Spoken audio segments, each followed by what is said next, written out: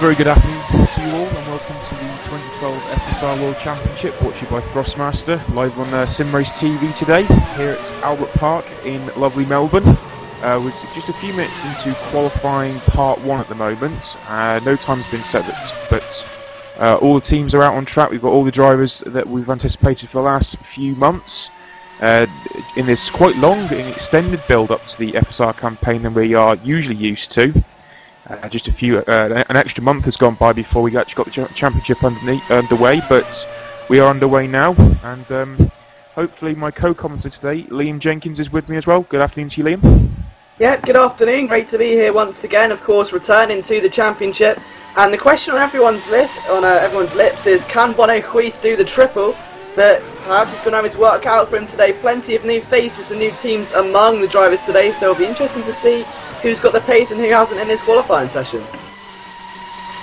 Absolutely, it's going to be very interesting to see, I think, throughout this qualifying session, who is where, and of the new teams that we've actually seen come in. And obviously there's been a lot of driver swaps as well, team swaps. And straight to the top of the chart with these first few laps is Bono Huis. He's just done a 1:23.800 in his familiar Precision Motorsports machinery. Second place man currently, which is Fredrik Nilsson for Twister Racing again. He did it at 1:23.945, so encouraging signs already. And that's just on the very first lap. But these guys have had the car for a while now. The teams have been developing their setups and all eagerly anticipating this new 2012 season, which we will see 15 races. Yeah, I mean, it's just kind of hard to see. I mean, well, we've been enjoying the winter break and just relaxing, taking a break from Formula Sim racing. The drivers and teams have been hard at work trying to make sure everything's perfect for this race today, and it's just going to, this is going to be some pressure points now, because some of the teams who could technically lose everything that they've worked for and might not be up to scratch, and while others may just come completely through the field and be right up there. As you can see, what we expected, Morgan Moran for ATL Management up to second, only 0.057 seconds away from your two-time world champion Bono Huis. Absolutely, and obviously we'll progress to a second part of qualifying also, which is almost like a super pole style, if you want to take super bike terms there, with the top 10. And we are anticipating the usual suspects at the front. I think the standout at the moment, there's a couple of guys up there. We see Marcel van der Linden up there in 6th place, and Stoffel van Doorn. Now he was quite a late entry to the 2011 campaign and has continued on this season for AT Racing. Just one quick note, I do apologise if I don't sound terribly good. I am suffering with a bit of a cold though, so do bear with me today. That's right, no worries. Especially, I mean, look at what a big surprise is the RS Evo team, of course, the guys who make the sim rigs, Reno Room and Marcel van der Linden, two guys who have proven themselves in the lower division of FSR, and of course driven for GT Omega. They've now got a shot at their own team. They're driving quite well, 5th and 6th currently in Q1, so it'll be great to see them on their debut both make it through to Q2. As the Yannick Lapchin stopped on track, so not sure what happened there. Could have been a engine problem, but he's back out on track, so... Yes, absolutely, and just while we see these shots we're getting at the moment, just so people don't get too confused, we are seeing red tyres and yellow tyres, but as I've been told that these are the same tyre, they are a softer compound.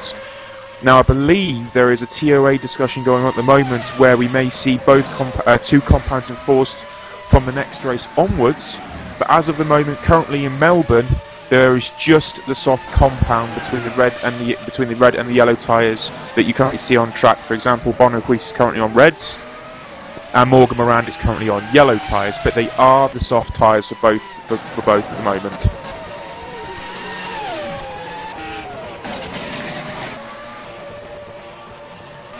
So currently we still see Bono Huis up there with a 1:23.800 to Morgan Moran's 1:23.857. Fredrik Nilsson, he's the 23.9. They're the three men currently in the 23s. Reno Room, he's on 24.232 to Rasmus Tally's 24.238. And then we've got van der Linden. Oh, I'm sorry, we've just seen David Greco jump up. He's gone. Oh, and now Stoffel van Doorn. Right, so David Greco did a 1:24.181, and Stoffel van Doorn did a 1:23.955. So Stoffel van Doorn jumped to 4th. Greco was initially in 4th, but they're bumped down to 5th position in his Matt Corp racing car. which I believe split from Precision, and now they are independent teams completely. I mean, and what will be interesting as well, we think back to the World Series yesterday, it looked like a pretty dominant session for the Obuto team, and out of nowhere, a completely different man, Peter Douglas, at the pole position. So Q1 times can be completely irrelevant as long as they get the car into Q2. So while some guys will be pushing like mad to get into Q1, others may just try and take it a bit easier and see where it lands them. Yeah, absolutely. There will be very interesting now to see how they progress these teams from last season. Obviously, with the precision dominance on Bono Ruiz. The kid, he's only 17 years old still, and I believe actually he turns 18 this coming week, I believe. So, such a young man, 2 World Championships underneath his belt and going for a hat-trick. So, we've got Bono Ruiz in the field. Obviously, the main protagonists at the moment appear to be the ATR management guys, with Morgan Moran in second place, and of course every season you never doubt Thrustmaster Racing being there at the front, and it's been backed up currently at this point with a 1:23.913 from Frederick Nilsson. I'm just taking a look at some of the younger guys in the FSR Championship. You've got Jimmy and Jonathan Dion, the 2 brothers for the RC F1 team. They're currently 25th and 26th, but obviously new team, new drivers, still going to try and get accustomed to what the other guys are doing around them. But as you see, you know, a 26-car grid, that's a huge grid compared to last season, and it's really going to get quite close out there. Absolutely. Obviously, we were late to come into the table with the FSR Championship this season. There's a 15-round championship. Nevertheless, it seems that the entries have still been very, very strong for this season, which I think is absolutely fantastic, because FSR have had some rocky times, but they've still been able to turn out a 26-grid field, and that's fantastic. We see these new teams with RC F1 Racing team, like you said, with the Dion brothers, and we've also got old teams returning, Ghost Speed, Faster Than Speed also. So very encouraging times for the FSR community at the moment. Yeah, I mean, it was just sort of a transitional period as either do you wait for R-Factor 2 or do you go for it, but obviously with R-Factor 2 being a bit further away than we imagined, they decided to just try and pump out another season, and hopefully it will be the right decision as well. We're going to see some fantastic racing as it always produces.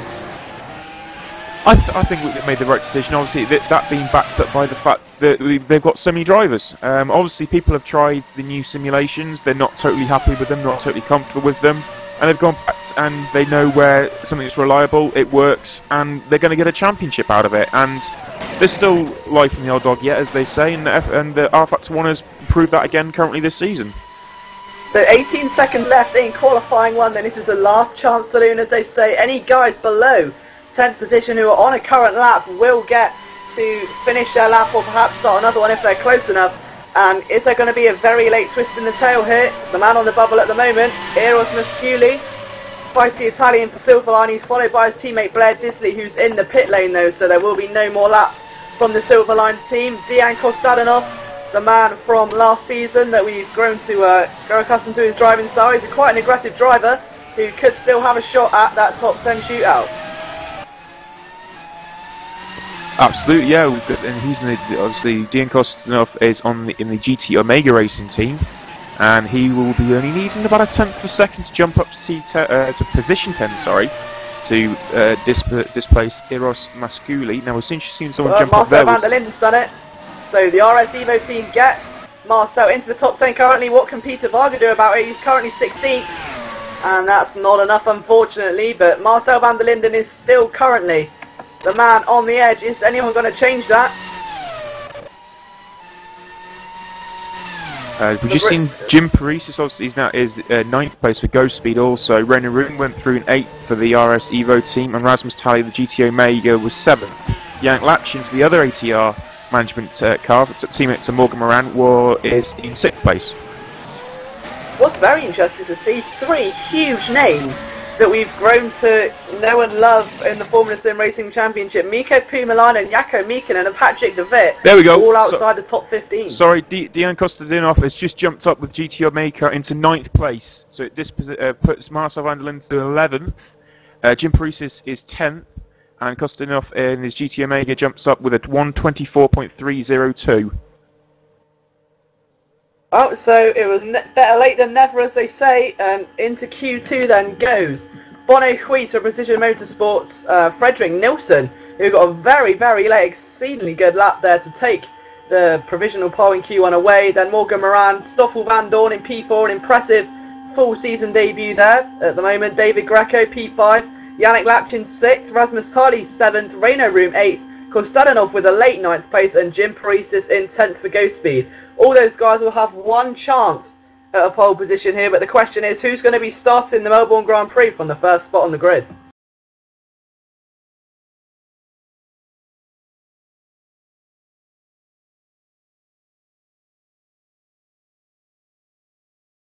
Now, what's going to be very interesting is that the top 10 will actually leave the pit lane in reverse order, so that Parisis will go first, and then Konstantinov second, Reino Room third. So you're only allowed to leave the pits after the person on the track has crossed the start and finish line after their time lap. So it's going to be one car on track at a time, I believe, then, if that's the formula that's going. So it's going to be a clear track, and only driver errors can change it, I guess, which is good because then there's no interference from other drivers or anything like that. Absolutely so. It would appear that way, and it will be, as you said, Jim Parisis for the Ghost Speed Racing team to head out of pit lane first in the second part of qualifying. The Ghost Speed, just the one car that got through with Jim Parisis, and he will be looking forward to trying to qualify that Ghost Speed car as high as possible. Of the teams that got two cars through, we see Twister Racing's Frederick Nelson, Precision Motorsports' Bono Huis, and then that's just the one car for those two. We've got the ATR management team of Morgan Moran and Yannick Lapchin. They went through in 3rd and 6th with Moran and Lapchin. Stoffel Van Dorn, the AT Racing, went through in 4th. Matt Corp's David Greco in 5th. Rasmus Tali, GT Omega, and Dejan Kostadinov, they went through in 7th and 9th for the GT Omega team. Reino Room was in 8th for RS Evo. And hopefully now we will progress to see Jim Parisis be the first man out on track. Yeah, so let's see what he can do then. So the thing is, I think this could also apply a bit more pressure to the guys slightly lower down that top 10 order, because knowing you're the only guy on the track, all eyes will be on you, you know. There's no sort of other guys on track to watch, or no distractions. Every single spectator, every driver, every team boss will be watching you, so there could be a little bit of a more pressure hold there. So hopefully that none of them fall victim to it, and we could see an exceptional lap time. But the question is there going to be a shock at the front? Three giants dominated the first session in Nilsson, Huis and Moran, and if they're that close at the end of Q2, I think we're going to be in for a stormer of a race. Absolutely. If those three are that close together, then we'll have to see what the race pace pans out like. But that's incredible pace from all three, even this early on. And it's going to be now interesting to see how these guys fare on this one lap. As you said, the pressure builds now. It's one lap, and you know they've got the sim racing world and community looking at them, and there's a lot of the team bosses, their own team bosses, looking at them. So this is where the pressure will tell, and just to see how much they can do over this one flying lap. Yep, so Jim Parisis for the Ghost Speed team then is coming towards the end of his outlap, just taking it easy. Don't want to overwarm the tyres if you can help it. Just try and drive a clean lap and then hammer it, and see a bit of a opposite lock there, but it's not going to affect him too badly or make him lose any grip at all. But I mean, we've seen before in qualifying where people have actually just gone a bit too far on their outlaps and, you know, kind of destroyed their chances of flyers. So hopefully we don't see any of that today, but along comes Jim Parisis then, down the start finish straight, flat out 7th gear, maxing out that Ghost Speed engine as high as it will go into turn 1, and look how quickly he just glides through there, hitting the apex beautifully. But oh, he's in the wall!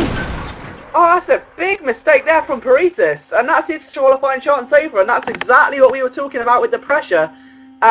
Well, qualifying's claimed its first victim. No lap for Jim Parisis, and he'll start 10th on the grid. That was a huge moment there as well. He just ran a touch wide off the exit of turn 2 it would be, and the wheel just dipped on the side, and he tried to correct the car, and as he tried to correct the car, the rear just stepped out, and there was nothing you can do. The grip went and it straight into the barrier. That's very, very unfortunate for the Ghost Speed Racing car. Hopefully we don't see a repeat of that, but that's a prime example of what we were talking about a few minutes ago. So you can never predict qualifying or race results for that matter. Absolutely. So now we have 9th place man, so it's Kostadinov that's now gone out. He was the last man to cross the line in Q1, and he jumped up into the top 10 with that great qualifying time to put him through. So it will be now his turn to see if he can progress and just to see what he can do, and if he falls at the pressure at turn 1 also. Only one way to find out, and that's to take the ride on board with him. Again, he's just taking his time. Red tyres, again, as we were saying before, they don't make a difference. Red and yellow, both soft. So he will be winding up the lap now as he begins coming down the start straight. Keeps to the left-hand side. Some drivers have been going to the middle of the track. It's slightly less bumpy down the middle part of the track here at Melbourne. But he's kept to the left, going into turn 1. Will he make the same mistake? No. Misses the apex of turn 1, no. Was a little bit wider than I think he would have liked to have been. Maybe those front tyre pressures still coming up to temperature and up to pressure as he heads down towards turns 3 and 4. Very tight section here through 3 and 4. Run as much curb as you possibly can, but it's a bit of a risk. Looks like he got a bit of oversteer in the car going through there. Holds it well through the fast right-hander. Heading down now towards turns 6 and 7. Oh, a lot of curb on the exit. That was a nice commitment through there. Direct, very straight line off the corner. Heading down to now the Clark chicane, I believe it is, which is 9 and 10 on the track. Good exit again. Looks like this car's got some solid traction at the moment for the GT Omega team. And now we come down to the very fast sweeping left right-hander, 11 and 12. Full commitment through here. 5th gear, back up to 6th. Bit wide, didn't want to go that wide. That's probably bottomed out the car and scrubbed a little bit of speed off. Still holds it all the way down to turn 13, which I believe his name's Ascari. 3rd gear. Whoa! Whoa, that's another one of those! Jesus Christ, this track has really, I think, shocked quite a lot of us already, but I think that's going to blow Kostadinev's time of or chance of a decent lap there. So 2 laps so far by 2 drivers. A lot of understeer then. Mistakes. A lot of understeer through the final corner as well. That's going to damage this time. He's done a 25.479. Now, currently I'd say that's only going to be good enough for 9th after that mistake, but yeah, even a slight twitch out wide, and there's going to be a few, well, come the races could be quite dramatic. Yeah, right now, Renault Room then, in the RS Evo team, their debut, and what's very important as well is their first time in this league, and it's also their first time in Q2, so it's a quite impressive feat for them. I'm sure all the team bosses will be proud. Renault, quite a conservative driver, just likes to make sure the car gets around the track. He won't go for anything that's not available. However, if there is an opportunity, he will go for it. But right now, he's looking quite comfortable in that car. There's a little lack of fight from the car. It's almost just like he's pushing it round. Yes, the second GTMA car out on track now. Circulating, trying to warm these tyres up. Ooh! Now, again on that curb. This car is obviously very, very sensitive to the curbing, and it looks like whenever you just get the ever so slightly wrong, it's got a lot of slip, and the actual rear of the car will slip off the edge of the curb, and it's a question of can you correct it. Depends how these cars for these teams have been set up, and if they can actually commit to these curbs as well. The dampers and the packers, etc. If they will allow to be able to run over those curbs, and how much you can attack them on entry as well, especially that one there. It's kind of like a half curb going into the corner for Ascari. Renault Room across the line, sorry to interrupt. And he, well, puts himself currently first place at 125.1. So, not a bad time there for the RS Evo driver. So, Rasmus Tarley starts his flying lap then. Let's see what he can do. Obviously, FSR veteran, as they say, and again, a bit of a switch. Yeah, a lot of these cars feel so light, it looks like, through turn 1. Yep, very, very light going through turn 1 as he now heads down to turns 3 and 4, as he's now committed to his lap, and a bit more solid through there. Looks like he had good driving, good traction. Flat through turns 5 and 6, heading towards 6, and he's just a touch up on Renault Room, 9/1000th of a second currently, as he heads down to the Clark chicane. Turns 9 and 10. Solid break in, got all the speed scrubbed off. Points the car nice and straight, a little bit of oversteer, nothing too dramatic though, and we're coming towards the second sector split now. And he's still up, but just a little bit more, a lot of commitment through there. That was good to see, and not too much of the exit curve through turn 12. Coming down to turn 13, which is Ascari. Run out on the curb, he got it straightened up much quicker. So this is looking like a much better lap than what his teammate was able to do. in turns 14, 15 and 16. Full commitment through the final corner. Short shifted up to 4th. Didn't understeer too much through the final corner. Straighten up for the best traction to the line. 10th quicker. 124.966. So then, about to start his lap, Yannick Lapchin making his debut for ATR management. Let's see what sort of lap time he can do in the ATR car. In towards turn 1. Takes it very nice. It's a very clean line through there. A bit jaggedy on the exit, but the entrance was very tidy indeed. As he goes up towards turn 3 and 4. Holds it to push it to as far left as it will go. Almost a bit of grass there as he swoops the car in. And then flicks it left onto, let's see if he can try and keep it flat out through here. He's taking a very aggressive line indeed, is Yannick Lapchin. But let's see how this is going to affect his lap time. Brushes the apex sweetly. High up the gear ratio he goes, in towards 7. Flat out through here. Let's just watch the braking point. That's very late, just before the 50-yard barrier, and now onto one of the most prime overtaking opportunities. We've seen some daring moves across this straight and quick chicane in the World Series earlier, Luka Oslakovic being the perfecter of one of those manoeuvres. And then obviously if you can get a good enough toe through here, you can get such a nice slipstream in towards the final section of the track. 180 miles an hour then, heavily on the brakes, hopefully doesn't lock any of them up. Touches the apex again, no, overrunning here by Yannick Lapchin. He's doing a good job of keeping the car under control. Bit of oversteer, not too much though, in towards the final corner and onto the pit straight. Let's see what sort of lap time this is. Flat through there, up through the gears he goes. What sort of lap time can he produce? Provisional pole is a 124.6. That was 0.2 quicker than any other time so far, so a very tidy lap indeed there. And next up is David Greco for McCourt, who, we said yesterday, drifted away from their silvery type car that looked like almost like a Mercedes, and now have gone to a much more blue fiery flamethorn livery. Now I have to say it's one of the nicest looking on the grid, I think. Yeah, it's a very flamboyant livery that was, I believe it was only released in the past few days as well, so it's David Greco's turn now to have a go in the McCourt racing car. And it looks like he's, as ever, David Greco fully committed through these corners. It looks like he's taking much more risk than Yannick Lapchin was. Lapchin looked much more controlled, but he got the speed out of it. Does Greco? Yes, look at that, 10th up. So this commitment is really starting to pay off in this early part of the lap. Looks like he got his tyres warmed up much quicker than the ATR management car did. As he comes down, heavy braking, second gear, got it nicely turned in and straightened up very well for best traction. Now coming to one of the fastest parts of the track. Down his back straight, 11 and 12. He'll drop to 5th gear, hold it, flick up to 6th. Not too much in the exit curve as well, but he lost time in that middle sector. So it looks like that traction from the ATR car was very high. Coming through 13 now, second gear. Good commitment through there as well. Exit curve not too fully used, but got enough of it. Good commitment here as well. This is full commitment for David Greco. We don't really expect any different. Through the final corner now, 3rd, 4th gear. No understeer. That was very positive through there. But can this lap better Yannick Lapchin's? Yes, it can. Provisional pole, 124.585.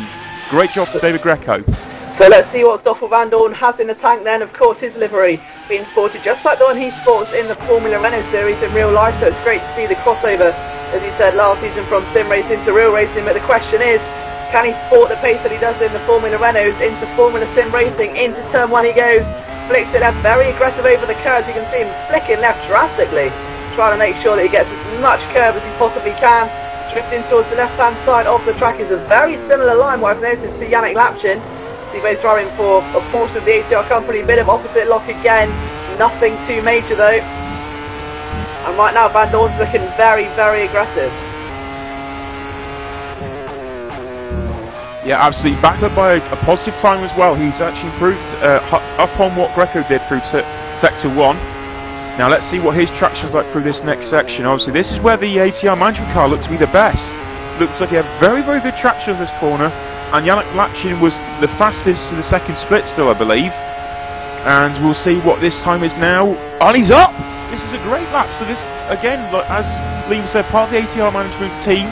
And that car's got a lot of traction coming off these corners as he heads now towards turn 13, and he's nearly 10th and a half up. Yeah, a little bit shaky over there, but it's got it committed again. A little bit wide, but think it's the tyres probably getting very, very hot now. A little bit late under braking. Let's see what he can do through the final corner. 4th gear. He's understeered a lot. Had to just breathe the throttle slightly. Comes on to start straight. What's this time going to be? Oh, 2/10. A brilliant lap. 1:24.384 there from Stoffel Vandoorne. It's an absolute stormer. That's much closer to what the leaders are running in Q1. So, let's just see who can better it then. Or is that going to be your pole position time as the field slowly start to fall down the list? And next out, 2-time world champion and one of the all-time Formula Sim racing greats, Bono Huis, as Nick said, the age of 17 years old, one of the youngest sim racers in Formula Sim racing. Let's see what sort of lap he can do. You can see him violently switching the car and trying to get some early heat into the tyres on his outlap. You don't want to see a mistake here though. The last thing I think anyone would want to see is your current champion just spinning the car in a wall. Absolutely, and in the meantime, Morgan Moran is out and he's up in sector 1 on Stoffel Vandoorne. Good commitment through that middle section again. This is the sister ATR Manchester team, or the parent one if you like. Morgan Moran tips one of the main protagonists to Bono Huis this season. 10th up. Ooh, right through there. But big commitment through the exit though. He had a lot of oversteer, but he committed the exit and he didn't take too much curb. Turned down to turn 13. 3rd gear, very positive on that outside curve again. This is much more. Whoa, massive oversteer again. Wiggle. He's pushing this like crazy as he wrestles this round. Of course, the car sporting the Ayrton Senna tribute, which is a great mark of respect if you look at Moran's helmet as well. But let's see if Moran can produce a lap such as what Senna would have done. And he goes for original pole. It's a lot quicker than his partner Stoffel Vandoorne. It's 0.255 quicker. But the question is, what can current champion Bono Huis do as he goes on to the home stretch? This is going to be it then. The two giants in the league at the moment. We saw their battle in Spa. Is this about to be reproduced today in round 1 of the 2012 championship? Bono Huis into turn 1. Bit aggressive there. You see him sliding the car, almost drifting out of turn 1, then in towards turn 3 and 4. Position versus ATR. I think this is going to be a battle on the tips of everyone's tongue for quite some time, as Huis is going to be pedal to the metal to try and set a decent qualifying time here and get himself back on the front row of the grid. 10th down currently on Morgan Moran. I think that was all lost in the first 2 corners there. He got a little bit of oversteer on the exit, much like the other guys did early in the lap, but this is still very positive though from the Precision Motorsports car. Straighten the exit up beautifully there as he heads down the back straight towards turns 11 and 12, the fast left right. The oversteer in the ATR car looked like it's actually helped Morgan Moran currently, because Bono Huis is 2/10 down, but his car looks much more settled. So coming through turn 30 now, Ascari coming down to short shoot before entering the final sector. 5th gear through there, again much tidier, much cleaner lines from Bono Huis as he comes through the final corner now. I don't think this has been enough. Driving for the line now. Up to 7th gear, 2/10 off, and he goes third. He goes third. He's 3/10 off. But that car looks a lot more settled than the ATR car did. I think what will be interesting to see is someone maybe got 2 hot laps from Bono Huis and Morgan Moran, put them side by side, and just upload it to YouTube, so you can see the difference in the driving style and just how different the cars handle around the track. The ATR seems a lot lighter, whereas where the position seems tidy and gets the job done, the ATR seems you can push it that bit more and almost wrestle it round. Yep, absolutely. Now we have final man, I believe, which is Fredrik Nilsson for Twister Racing on track, as he's going to try and push it now to see if he can take that pole position currently away from Morgan Moran. He is heading down to turn 1. It's been quite a solid first sector, just half a tenth off, so nothing much in it at all. So this Twister Racing car even looks encouraging at the start of this season, whereas most people had tipped it would be a Precision versus ATR. Twister. Oh no, he's run deep. That might be a little bit too deep going through the chicane there. That was a little bit too much, and he would have really liked. It depends how good the exit was. I would expect to drop maybe 2 tenths. Yeah, 2.5 tenths he's dropped through there. Big commitment though through that fast left right. Too much exit curb again though, so that's going to bottom out for the next part of the straight, going into Ascari again. Nice on entry, straightens the car up. Absolutely fine over those curbs into the final sector now. Huge direction change there for Fredrik Nilsson into the final 2 corners now. 2nd gear, Flick up to third, then fourth, I suspect. No, holds third, then fourth. Different gearing style for the Twister Racing car as he drives towards the line. And he comes across to take fourth position, 124.469. So it's pole position for Morgan Moran, and look who starts alongside him, Stoffel Van Dorn. Two ATR drivers on the front row of the grid. I don't think we could have predicted it quite like that, but congratulations to Morgan Moran. It was one hell of a lap to watch. And I think Bono Huis may be a bit out of place here, and he might not be used to this sort of scenario. He's going to have to fight for a win here. The gap was 0.3 between them, so in the warm-up I'm sure these two will try and have a mini battle and might have a score to settle, but they might just save it for the race. It's going to be a long race, so I don't think we can predict a winner just yet, but right now it's going to look extremely close between Miranda and Bono Huis. Absolutely, yeah. Race Director Mick reminding everyone that launch control is, as ever, used in FSR, so they must map their buttons and make sure that launch control is set. I think what's been very interesting here was the different styles and the nature of the two cars between the ATR management car of Morgan Moran and the precision car of Bono Huis. Morgan Moran's car looked like it was very oversteery, but it was pointing very nicely on the exit, so it had a very good direction change and was able to get it straightened off for the corner. Bono Huis looked a lot more settled. He was able to really drive the car, really push the car where he wanted to put it.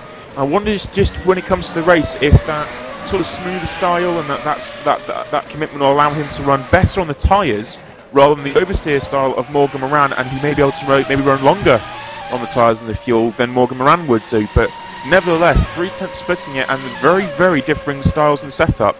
Yeah, I think to compare them to is maybe Bono Huis towards a Jensen Button sort of conserved driving style. It's Morgan Moran more of a Fernando Alonso or a Kimi Raikkonen is pushing it all out of the car as much as he can. I think Bono's style may have changed since last season. I think he seems a bit more conservative as opposed to last year.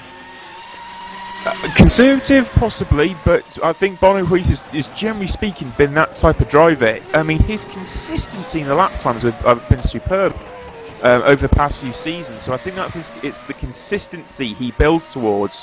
I think it's more of a just reward that he's been able to take pole position sometimes, but it's his race pace that has actually usually been better than the qualifying. So Morgan Moran and Stoffel Van Dorn will take the fight to Bono Huis, no doubt. Obviously, being a defending champion, you always got to look over your shoulder, and these two most definitely will. And also Will Frederick Nilsson, you know, what a tremendous job from Twister Racing.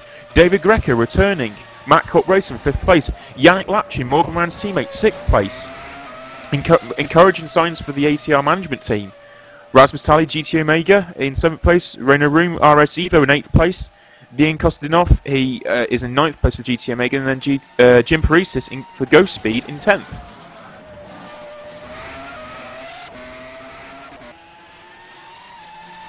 So quite a mixed top 10. I don't think anyone could have predicted it just like that, but right now it's looking extremely good for ATR, and I think Bono Huis is going to have to fight for this, and I think it's going to be interesting to see what the end result is, because I can't see Bono Huis letting this lie down gently. Absolutely, and I think it goes to show how much some of these teams have improved when you actually look at the names that are further down the field, with Blair Disley for Silverline in 13th place, Eric Saxon, Fast and Speed in 15th place, Mikko Pumalainen, the 2nd precision car in 18th, and Jackie Micken, I believe, is replacing one of the Fast and Speed drivers for this race. He's in 21st.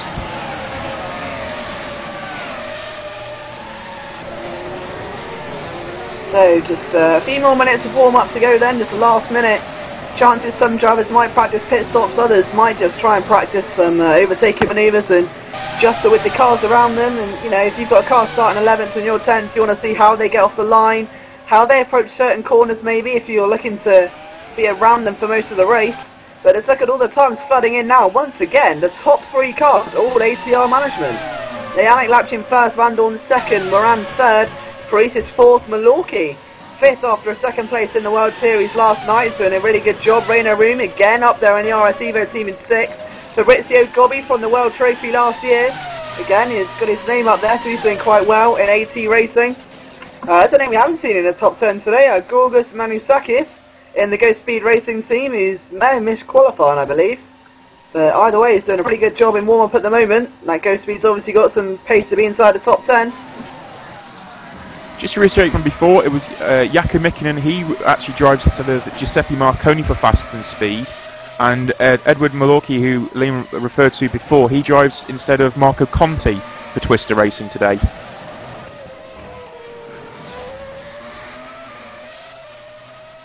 Just in terms of the other new teams and new drivers, also the Mac Corp Racing obviously separated from Precision, and their drivers are David Greco and Patrick DeWitt. The RFC FR Racing team are the brothers Jimmy and Jonathan Dion, who Liam's mentioned before. RS Evo, they're the partner team, I believe, of GT Omega, and their RSE team are Renaroom and Marcel van der Linden. New drivers also are Jergo Baldi and Peter Varga, both Hungarians for Netrex GP. We've also got Georgios Manukakis, Manuzakis, sorry, he's Greek for Go Speed, and George Chatsapanos, he's Greek also for Ash Racing. I do apologise if I've not pronounced those names correctly, but being Greek, they're a little bit difficult for us Brits. I'm sure we'll grow accustomed to them over the coming season, but right now, I mean, it's looking like a pretty, again, shaken up sort of session.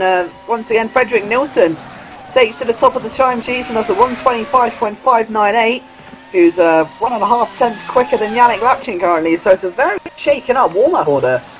But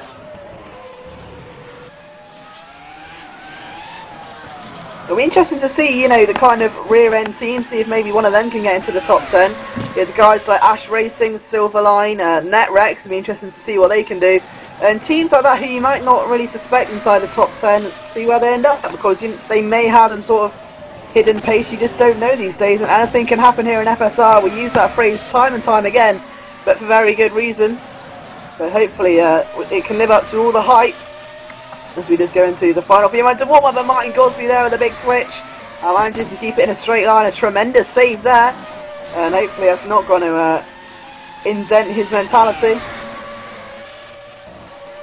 Yeah, and obviously all these guys just trying to get themselves back into the race trims and the race settings. And it's Frederick Nelson for Twister Racing, currently the fastest man, 25.598. So the ATR management, Yannick Lapchin, 25.749. I've noticed that the ATR management team, they have IYF. I'm not too sure what that refers to though. So I'm not sure if you know that at all, Liam, but there's IYF. I'm not sure if that's a different parent company to them. As Bonahuis just jumps up into second place for Precision Motorsports, and just under a tenth behind Frederick Nilsson.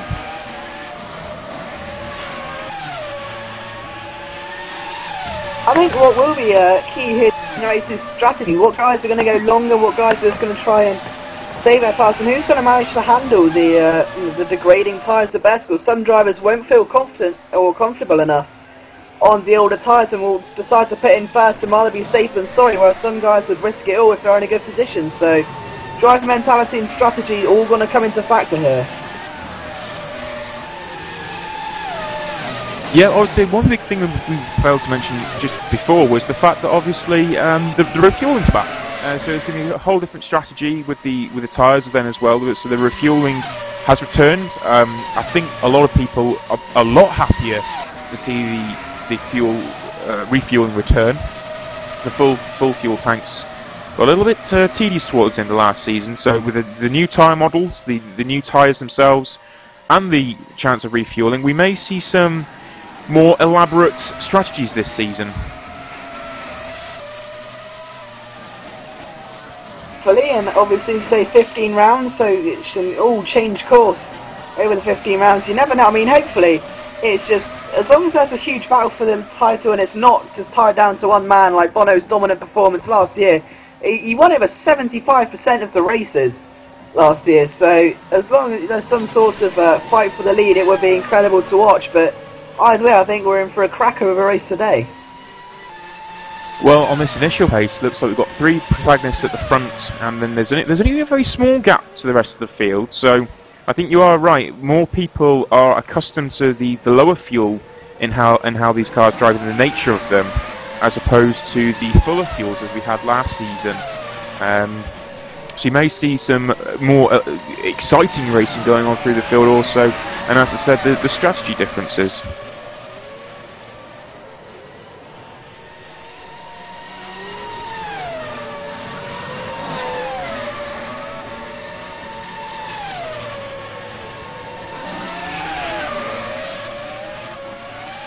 So 5 minutes 56 seconds to go then.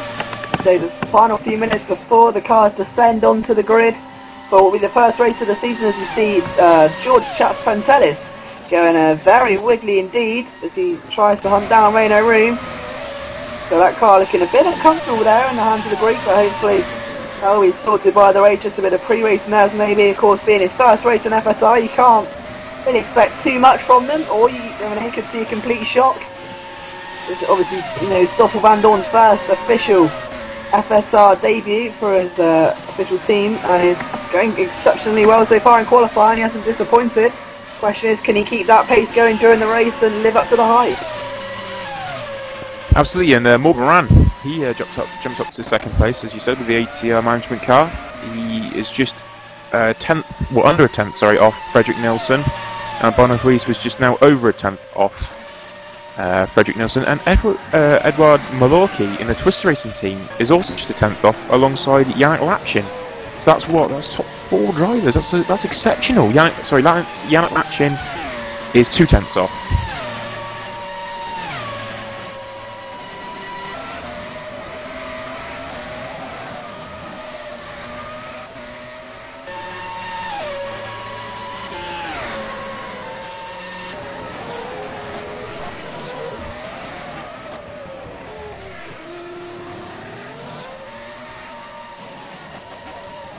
So just getting prepared for the race now then.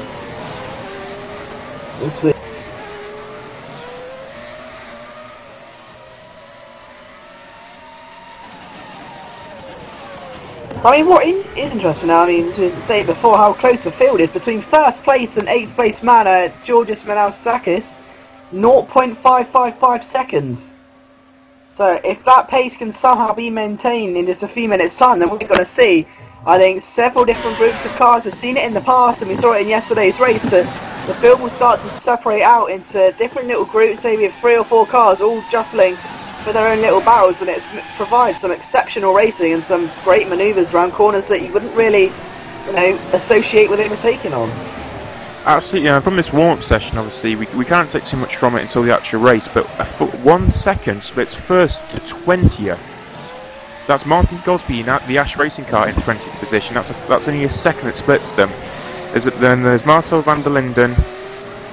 We then have Eros Masculi and George Chaps-Pantelis. He's in. Well, then there's about 7 tenths to split them, with John Eric Saxon 1.9 off, and then the 2 Dion brothers are 3.5 and 5 seconds off respectively at this point.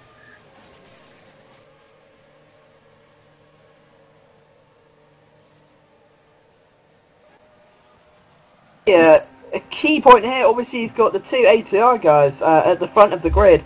How will they start? Is Stoffel going to maybe yield to Morgan Moran to let him get away and try and hold up Bono Ruiz? Or is he going to go for the win? You just don't know, if there are team orders in place or what have you, because Stoffel looked quite feisty, to be honest, and he's obviously got pace to get himself in second. So if he's got an opportunity, is he going to go for it, or perhaps yield and try and keep Bono at bay?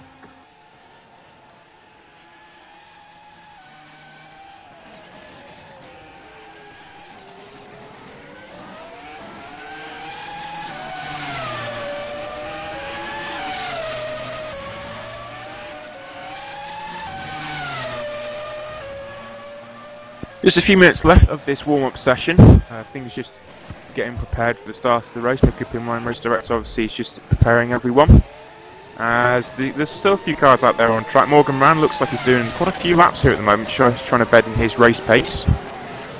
Currently, he's on a 4th lap of a run. Ooh, got a bit of O-stick out that corner there. And he did a 25.6, then he dropped to a 26.1, 26.4. So it looks like degradation could be one of the biggest key factors in the championship this season and the races here, Liam, at the moment. As he drops back down. He's just gone and improved. He's just done a 25.5. So that's quite interesting. He went fast lap, 2 slow laps, fast lap. So it's interesting to see how these tyres are working, but he did improve there. Yeah, I think what we noticed yesterday, that as the race goes on, the tyres do tend to degrade a bit faster than a lot of people would have imagined, and you will see guys getting a lot more looser out of the corners than they'd like to. And obviously, of course, some people pit before others to try and get them out of the way. and get on some fresh tyres because I feel more comfortable, whereas, you know, some drivers will risk it. But we are moving to the race in 1 minute, so a whole entire winter of testing, designing the car, getting the sponsors, signing the drivers, testing the car, and making a setup is all going to come down to this one race. This just one opening corner. It could end for a certain driver, it could begin for another. A World Championship campaign is about to begin, and someone is going to leave this race a winner of the Melbourne GP 2012. The question on everyone's lips is, who's it going to be? And is it going to be Bono Crease once again? But we'll all find out in just 20 seconds. Absolutely, as Morgan Moran has been absolutely hammering this lap. Full commitment. He's actually coming to pit lane now, but the commitment he was carrying through some of those corners and running the amount of curbing he was very, very impressive.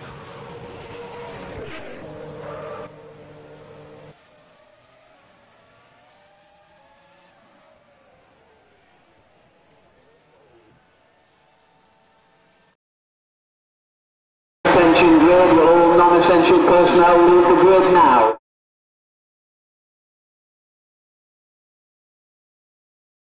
Here we go then, 34 seconds. The cars all line up on their grid spots. It's all going to come down to this. The tension's going to start to rise, the blood's going to be flowing even harder. The heart will be going so quickly right now for some of these drivers, and none more so than your pole sitter Morgan Moran. There's no better way to start your championship campaign by sitting in the front row. Let's just see if we can keep it there. The field lines up expectantly, waiting for those lights to drop, and Morgan leads the field away on the warm-up lap of the first race of the 2012 season, and it's sure to be a good one. Let's just see who weaves the cars. You see some guys using all of the track, and perhaps a little bit more. They'll be literally going side to side, just you know, edge to edge, trying to make sure they've got enough heat in the tyres. You don't want to be sat on the grid with cold tyres. It's the worst thing in the world. So hopefully they can all do this thoroughly. You see some guys actually going in gear 7 just to make sure they don't lose the car or accelerate a bit quickly. But this is all going to unfold. A championship book is going to open right in front of our eyes, and you're live here on simrace.tv to watch all the action with me and Nick Rowland, and hope you don't miss any of it. Yeah, oh, we've unfortunately just actually lost one of our Greek drivers there. Paulus, he's just dropped off. But Morgan Moran leads him around, quite a slow lap, 7th gear, holding that fuel. We've then got Van Dorn is in 2nd place, Huis is in 3rd, Nilsson is in 4th place for Twisted Racing, Greco 5th, Laction is 6th, Rasmus Tally 7th, Renault Room 8th, Kostadinov is 9th, Paris is 10th, Van der Linden 11th, Masculi 12th, Disley 13th, the old dog that is Blair Disley, Malorki 14th, Saxon 15th, Boldy 16th, Vargas 17th, Mikko Pumalainen 18th, Martin Gosby 19th, Gobby is 20th, Mekkonen 21st, Patrick De Fit 22nd, Manazukas is in 23rd, the Dion brothers are back in 24th and 25th.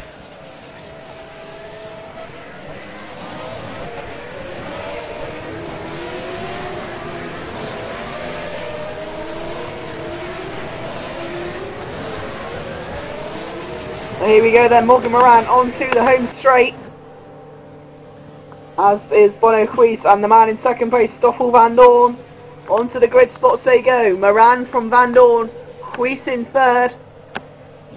Who is going to be the victor of the Australian Grand Prix? We're about to get this race underway, awaiting the rest of the field to line up on their slots, as it's all going to get extremely tense now. This is everything the teams have worked for over the past couple of months, and it's all going to unfold right in front of our eyes. The drivers eagerly stare at the lights, hoping that this is going to be their day. The first one, we've got 2, we've got 3, 4, 5 red lights hovering over the gas pedal, and the FSR 2012 season is underway. It's a good start by Morgan Moran. Van Dorn immediately sets in behind Huis. Into turn 1 they go, and it's looking like they're all safely through turn 1. Oh, there's a car there, Kostamov's in the wall. Race over for him. Back wing, front wing, and no front right wheel there. End of the race there, but back towards the front. Wonderful dice there going down to turn 3 between Bonnequist and Van Dorn. Van Dorn was squeezing right up against the wall, but Bonnequist couldn't slip by on the entry to turn 3, and Van Dorn holds on to that second place, but a wonderful run from both cars down into turn 1 there. That was really good driving between Van Dorn and Huis. Yeah, absolutely, and I think you can see Van Dorn trying to hold Huis up as much as he can while Morgan Moran trying to sprint away. So the question is, how long is he going to be able to do it if he's crawling over the back of that AT Racing car as they come in towards the chicane? He can't try me here, surely. He's looking around the outside. I think he thought better of that one. That would have been a move of the century if he could pull it off.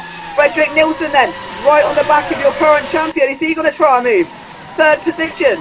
Nielsen going round the outside, going to have to swoop it. I think Huis just had a bit more momentum there, but this has not worked out well for your current champion. No, Frederick Nielsen took full advantage there of a slight mistake from Bonnequist. He tried full commitment through the fast turn 11 and 12 there, but it wasn't to be, and he's still in third place. He's going to try and now catch Stoffel Van Dorn, as Morgan Moran has a wonderful lead, a Vettel style lead, 1.6 second advantage he's got. So it's more Moran from Van Dorn, Huis, Nielsen, Recco, Tally, Van der Linden. 8th is René Roon, Jan Lapchin is 9th, and Malorki currently 10th, going down the inside of Lapchin. That's a twister past the ATR car there, and Malorki gets by. So Malorki moves into 9th position, as Masculi is on the side of the track there. So in 9th position we have Malorki, and Lapchin is moved down to 10th place. Yeah, so quickly just running through the order and seeing if there's any close action on track. There's only been one retirement at the moment, and that's Dejan Kostadinov after a huge shunt on the first corner, losing both wings and a front right tyre as well. Absolutely, and Bonnequist is starting to close on Van Dorn again as he goes through this middle sector. He's closed right back up. He pulled away from Frederick Nielsen. He's getting closer and closer to Van Dorn. So I don't think it'll be done on this map, but the next one maybe. René Roon coming under a lot of pressure from Edward Malorki, who's on a charge. Round the outside he goes. It's a risky move, and there's a bit of contact. Oh my God! Carnage! Tight unfolding, two cars in the barrier. René Roon and Yannick Lapchin, both without front wings, having to nurse it back to the pit lane. It was not too sure. It was a kerfuffle of a move, and René Roon got caught up in the wrong place at the wrong time, I think. But hopefully. Oh, Paris is spun at the final corner and nearly took out Disley.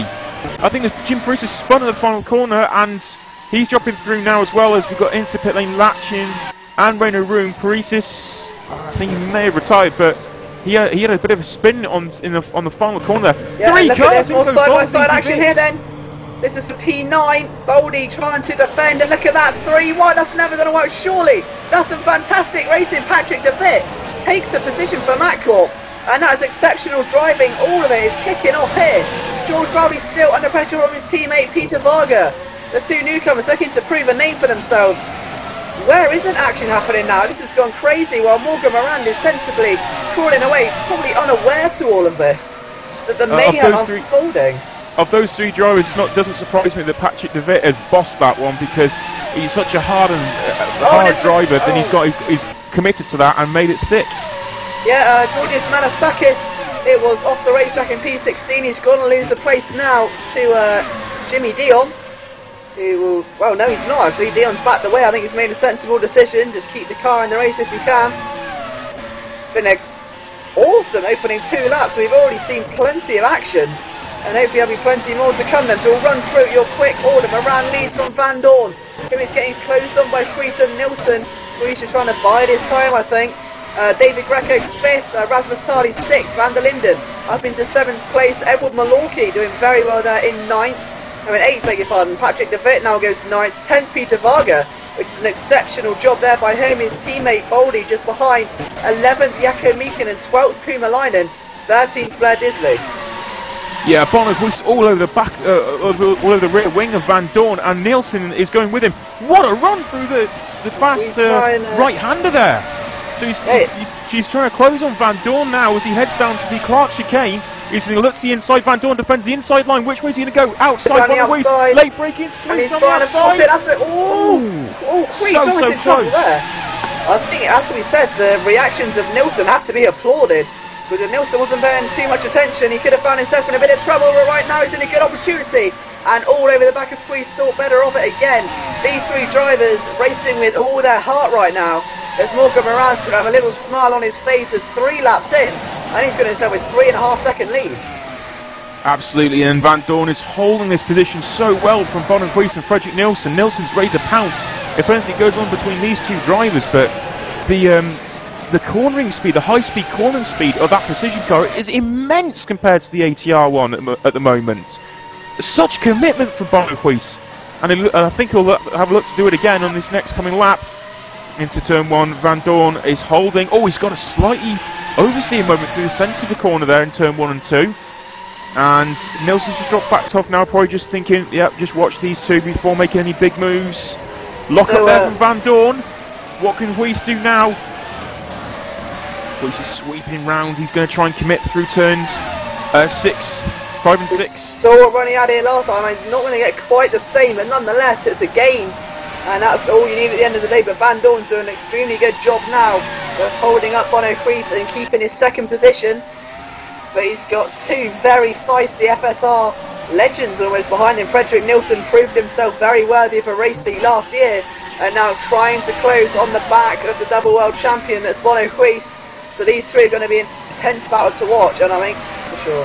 Oh, moment for Van Dorn there through the chicane. This is going to give Huis a run to the outside. Bonnequist now going to the outside towards Ascari. Turn 13, late braking. He'll try and sweep round the outside. Yes, he gets it just about. Van Dorn's not giving up. He's got the inside line, and he's closed the door on Bonnequist. Exceptional defending there. That was just, I was trying to think of a phrase there without the use of bad language, but that is exceptional defending by Van Dorn. To just have the guts to not let Huis through, no matter how hard he pushed. And Huis is literally giving it his all right now to get through. He really wants his second position. But to do that, he's going to have to try and work his way past the mastermind of defending at the moment. It's Stoffel Van Dorn. He's doing a great job in a much slower car, but how long can he hold on? Again, Bonnequist looking to that outside line. Van Dorn defending very, very well. He's got the inside line once again, as Huis is going to keep on looking to the outside. The run that Huis got off some of these corners is immense. So much speed being carried through as they head down towards turn 6. No, he's defended it off now, but no, it won't be down into turn 9 and 10, but there's... Oh, Nielsen's actually quite close behind Huis. Now, can he do anything? Not quite this time by. It's going to be the main part of track then, this middle sector. Let's see what Frederick Nielsen can do if he can get onto the back of Bonnequist. This is a great three-way battle to watch. Nielsen, as you said, just waiting to pounce, waiting for an opportunity to capitalise on. But right now, Van Dorn is the man who can make this all change. He's got the palm, the race in the palm of his hand, and Squeeze again, a sneaky look, not going to be enough. But just keeping the pressure planted firmly on the back of that AC racing car. Squeeze just needs, it goes a bit wide there, but it's not going to damage him too much. He's just almost goes around the outside there, looking for any sort of way through into the home stretch. You can see how nervous he gets almost on the exit of the corner, stuck to the inside. Nielsen goes with him. And then fades away once again as Huis gets back in, as you said, going towards the left bumpy part of the track. He's got a move going on just behind Van der Linden, defending as that goes through Edward Malorky, proving himself once again after an exceptional finish yesterday in the World Series. Gets himself into the top 10. Absolutely, he looked like down the start straight there. It was Bonnequist got a little bit of oversteer creeping into his car. He had that up the final corner. He went to the middle of the track to defend straight away from Nielsen. Nielsen wasn't close enough. And, oh yeah, he's got his brake deep. He braked deep there in turn 6. Now, can this give Nielsen a run? No, but that was very, very late commitment to the corner there for Bonnequist. Complete miss the apex. Again, a lock-up. Bonnequist really is pushing, trying to catch Van Dorn.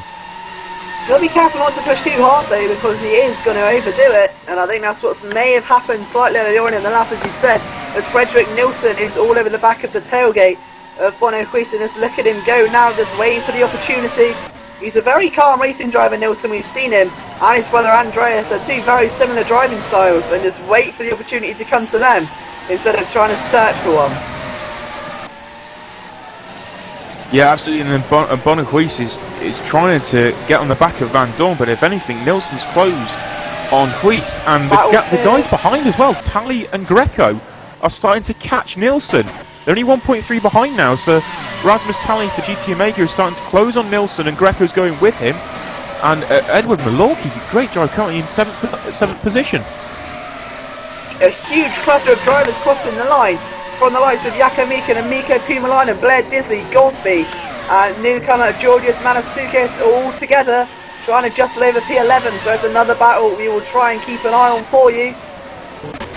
But back at the front, it's all eyes on Stoffel Vandoorne trying to hold off a charging Bono Huis and a very calm and composed Fredrik Nielsen. Yep, Vandoorne is holding that position very, very well in second place currently at the moment, and Bono Huis is trying to do everything he possibly can to close up. But it's Fredrik Nielsen still looking a little bit closer to... Oh, that's actually a good run out of the corner there for Bono Huis as he's trying to close now on Vandoorne. Oh, Vandoorne just fully committed through the 11-12 complex there as Nielsen looks to close. Every time these guys go through different corners, looks like you can actually see the advantages of the cars. Huis having great traction, but the high-speed cornering looks good for the ATR car, or the AT racing car, sorry. Just behind them, David Greco, Rasmus Tali dueling over 5th place, but also catching very quickly to the rear of Fredrik Nielsen, so maybe these two could work together and just push each other around almost. But look at the line of cars that would form if these two managed to latch onto the back of the train. As you saw Marcel van der Linde getting a bit wonky on the exit of the final corner, all running wide there now. As you see in the background, that was Blair Disley taking a bit too much apex on the final corner under pressure from Martin Gosby. A lot of these guys from FSR, you know, we're seeing in this battle, have been in Formula Sim racing for numerous years and know each other's driving styles so well by now. So I think that's going to make for an exciting battle to watch. At the front, it's all starting to fizzle out slightly. The battle for second still rages on though. Stoffel Vandoorne still coming under pressure, holding his nerve extremely well. Bono Huis, I think, may actually crack sooner or later. He's pushing so hard right now in that position car. If you just take a look on board with him and look at his view, he's got Stoffel Vandoorne. It's going to be so annoying as he almost pushes for a move there. Not going to be enough, but he's got a good run off the exit of that chicane. He needs to try and pick a big slipstream now in towards the final sector of the track. Where's he going to go? He looks on the outside again, and I don't think he may be able to get the cut back. And he's done it, but he's not going to have the inside line if Vandoorne doesn't outbrake himself. And again, very well defended, shutting the doors on the world champion. Vandoorne will not be intimidated out of the position here, and I think Huis is going to get quite riled up by this. Yeah, again though, Vandoorne was defending beautifully. He just kept his nose in front. He was able to sweep across the front of the Bono Huis' car as Huis is obviously maxing out those revs and trying to make the difference at the moment as he closes in on Vandoorne. He's going to, looks like he's trying to push the engine boost up. He is. He's going to go to the outside, suspect for turn 3. To the outside, can he get it done? He'll try and undercut. No, it was a little bit too deep. He locked up too much as he heads towards 5 and 6. Oh, that's a big run now for Bono Huis. I don't think he can pass down here, Bono. It's going to be a bold move. He's got to look at the inside anyway, but it's a very smart driver though. You would see some guys perhaps in the lower divisions go for that kind of move and it ends drastically wrong, but Huis is trying to force an opportunity, looks up the inside. There was no room there and almost tries to push on up the inside. Vandoorne had the inside line, but still Huis forces his way through. And I think you're seeing the two different driving styles of these elite drivers collide now. As Huis is all over the back of the rear wing once again through the chicane. Needs to get a good cut back, and he's done so now. Into the slipstream, over the curve he goes. Let's see if he's got what it takes now to dive up the inside, or maybe the outside again. He's got the inside line this time, and it's a dangerous move, and that's a great move. He's done it! Exceptional move there by Bono Huis, and that is exactly why the double champion. The question is Fredrik Nielsen going to go through? He looks up the inside of the penultimate corner. Vandoorne goes a bit deep. Round the outside, looking for the cutback is Nielsen, and he can't quite get it, but he's got a good slipstream. Is there going to be a move in turn 1? As Huis fades away in the distance, Nielsen tries to do the same, and it's all come to a shattering end for Stoffel Vandoorne. Absolutely, and Nielsen goes by, but this will allow Vandoorne a huge run. Look at Rasmus Tali right behind Vandoorne as well. Vandoorne's still trying to fight back. Rasmus Tali watches on, he's got it back surely. Oh, and it's gone down around goes Nielsen. What a save! Fredrik Nielsen, the save of a lifetime, and I'm not only saying Greco on the inside, this race as well. Greco just went on the inside of Tali, and that allowed Malorky to go by as well. So Malorky goes through as well with David Greco, but Nielsen and Vandoorne were just locked wheel to wheel then. Huge oversteer for both of them. How the hell they kept both those cars, I'll never know. But Nielsen now will try and get back past Vandoorne, but that was Unbelievable driving through those first few corners. This is why, you know, it's been said that FSR is one of the best sim racing leagues in the world. As Nilsson tries to push on for a podium position, you've now got Nilsson, Van Dorn, Greco, Malorki, Tarly, all duelling over third place. And I think Marcel van der Linden, if he gets his game on, could find himself in that battle sooner rather than later. But right now it's looking like Fredrik Nilsson needs to find a way through. Look at the gap Bono Huis has got already. He's full on gained away. He's pulled 3 seconds away from Van Dorn, and is now just 8 seconds away from Moran. Can he gain? Morgan Moran will be aware now that Bono Huis is actually clear of Stoffel Van Dorn. Oh, he's absolutely smashed the fastest lap as well. Moran did 25.7 near the start of the race. Huis on these tyres now, 25.4. So Huis is on fire trying to catch Moran. Oh, I think something may have picked Huis to a place that no one else can imagine. Rasmus Tarly round the outside of Edward Malorki, is that? Yes, it's he's pushed wide. Tarly goes onto the gravel, he's going to keep it going. But comes back in 7th, Van der Linden round the outside. And thank you very much, says Marcel van der Linden. But as you said, Bono Huis is on fire at the moment. Something's just ticked in his mind, and he's gone to this almost alternate reality where his mind is completely focused on this Morgan Moran and catching and winning this race. And I mean, the gap's come down already to 8.2, so we'll monitor that as it goes on. But right now it's looking out to be one of the best races for a top 5 finish I've ever Malorki seen. on Greco going towards turns 11 and 12. Can't quite get it. He will have a run though off the end of the chicane. I mean, Malorki will be quite enough of this track by the end of this weekend, but right now fully focused on the back of that Matt Corp car.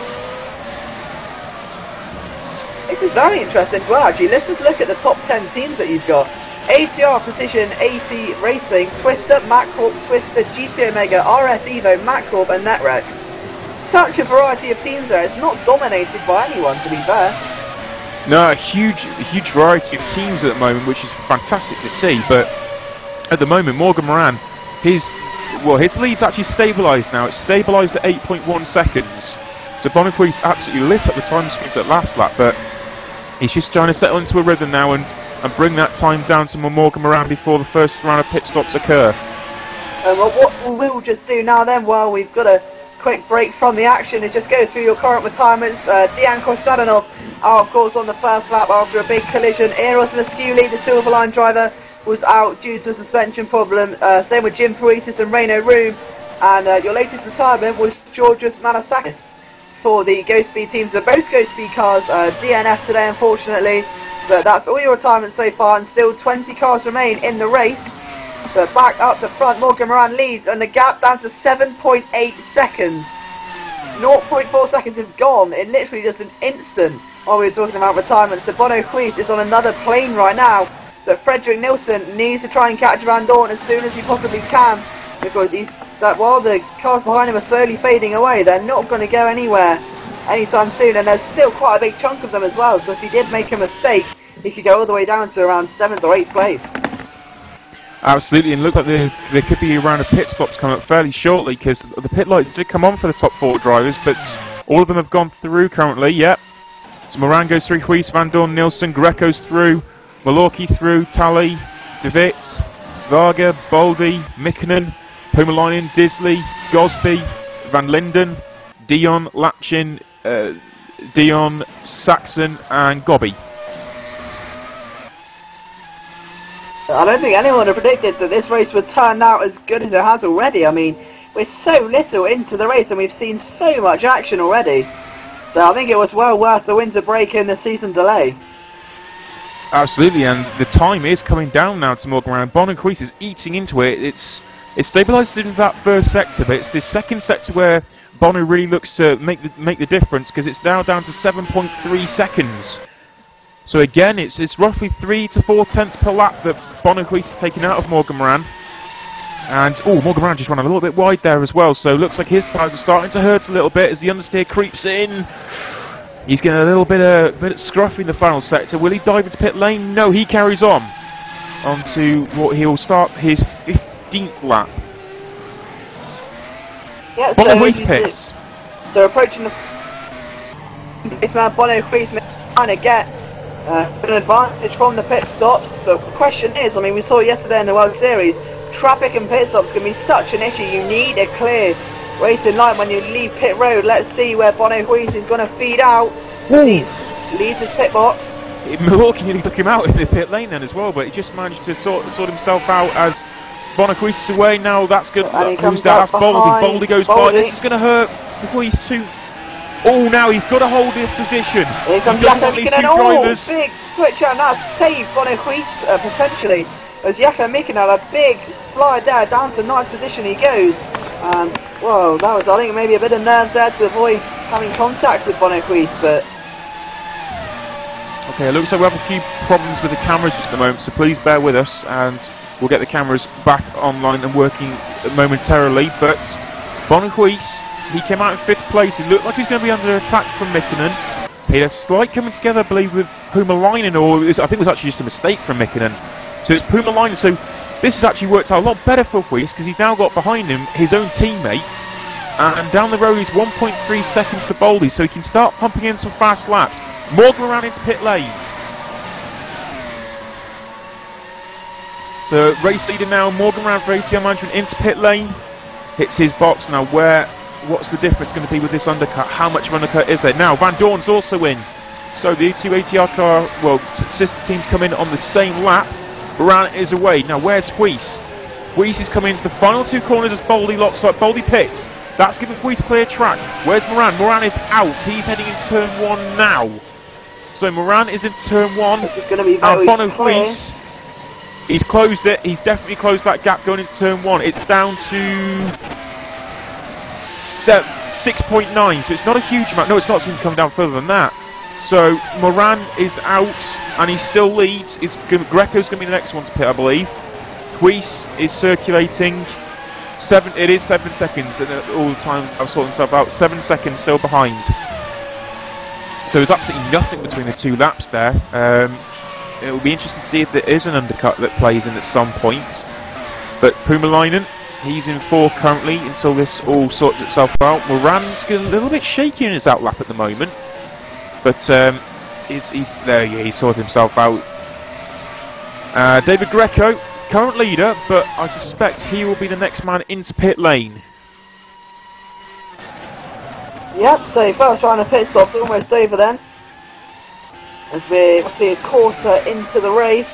And your current, well, quite a shuffled top 5. And look at that, Marcel van der Linden is slipping down the order. He's out due to a fuel problem. It's very unfortunate there for van der Linden. I just got that wrong. Greco goes through. He continues. So he has a 3.7 second advantage over Morgan Moran from Bono Huis, who's in 3rd place, 7 seconds behind Morgan Moran at the moment, and there's Gobby in between them that Huis will have to lap. Pumalainen currently 4th, Disley is 5th, Van Dorn 6th, and Jakob Mikkonen's currently in pit lane from 7th place, which promotes Milwaukee and Tally. Blair Disley trying to Pumalainen, can he?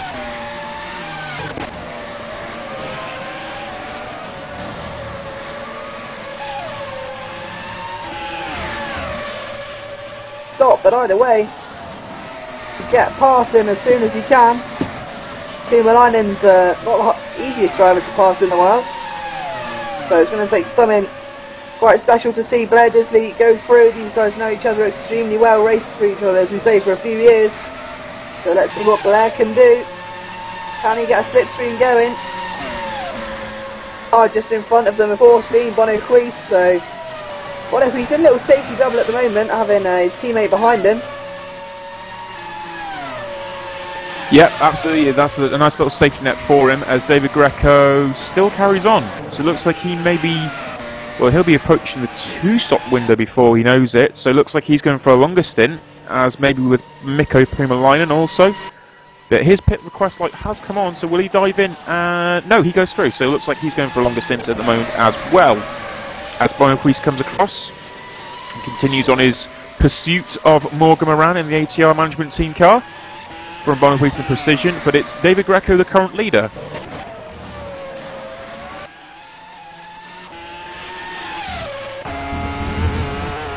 Yeah, absolutely. So Blair Disley gaining onto the back of Mikko Pumalainen, and you can see there just approaching the AT racing car, who acceptably gets out of the way.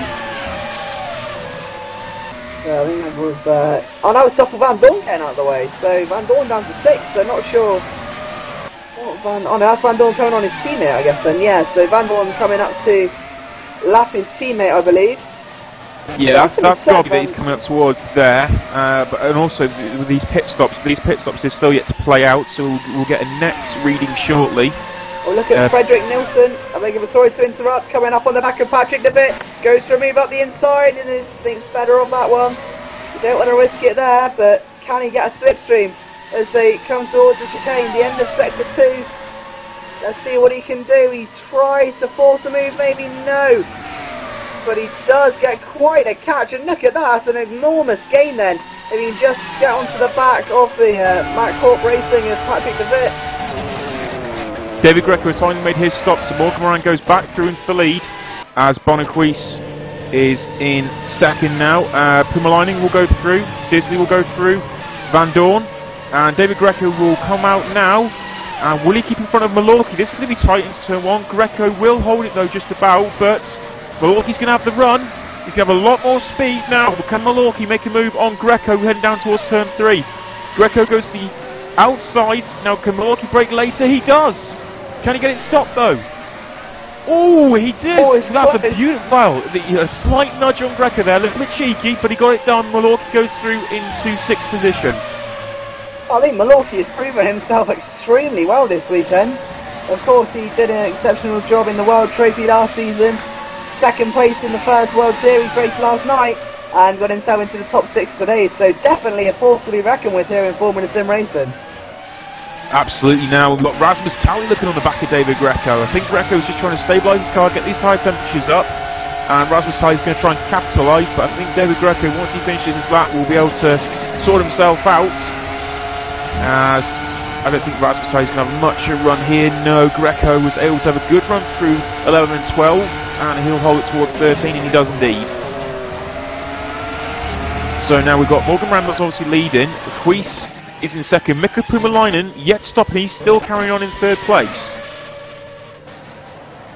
As Blair Disley pits, Blair Disley into pit lane, Van Dorn jumps up back into 4th position, Disley in pit lane, Malorki goes through, he now moves into 5th place. This is a brilliant drive from Malorki. As Greco goes through in 6th, Tally in 7th, Devitt, he's through, Nilsson 9th, Varga goes through, Boldy, Disley now comes out. As Jakob Mikkelsen going to feed out, he's P14, comes down the pit straight. Yeah, I think Blair Disley's clear of that one easily. But look at Nilsson still all over the back of Patrick Devitt for P8. It's not going to end anytime soon, this fight. No, it's just not really much up for Nilsson at all. He's had a few obviously issues and he's dropped way back at the moment. So Devitt, he's going to try and now have Nilsson trying to pass Devitt. As Rasmus Tally is further on down the road with Tally trying to pass Greco. And Malorki is streaking away, trying to catch. He's got 5.3 seconds to make up on Malorki, on Van Dorn. Oh, let's see what Nilsson can do then. Look at that, he's almost again through that corner. Devitt went in a bit deeper. Look at the drive now that Nilsson has on the back of Patrick Devitt. He needs to try and keep this composure. Where's he going to go? Devitt's got the inside, around the outside goes Nilsson. He's going to have to sweep it round. Goes a little bit wide, but a fantastic manoeuvre there by Frederick Nilsson. Gets himself up to P8 again. Yeah, and Mikko Pumalainen pits at the same time, so Pumalainen in pit lane now for Precision Motorsports. This will promote everyone. Put Malorki now into 4th position, as Greco goes through in 5th, Tally 6th, Pumalainen leaving now, Nilsson, Devitt go through, Varga goes through, Boldy, Gosby, and Pumalainen leaves now. He will come out in 12th. Where's Disley? Disley's coming down the start straight now. Will Pumalainen have enough of the gap? Yes, just about.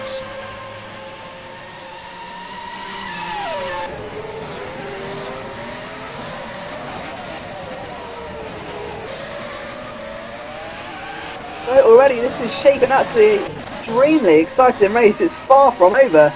And I think there's so many positions which are far from unsettled yet. Nilsson up to P7 then.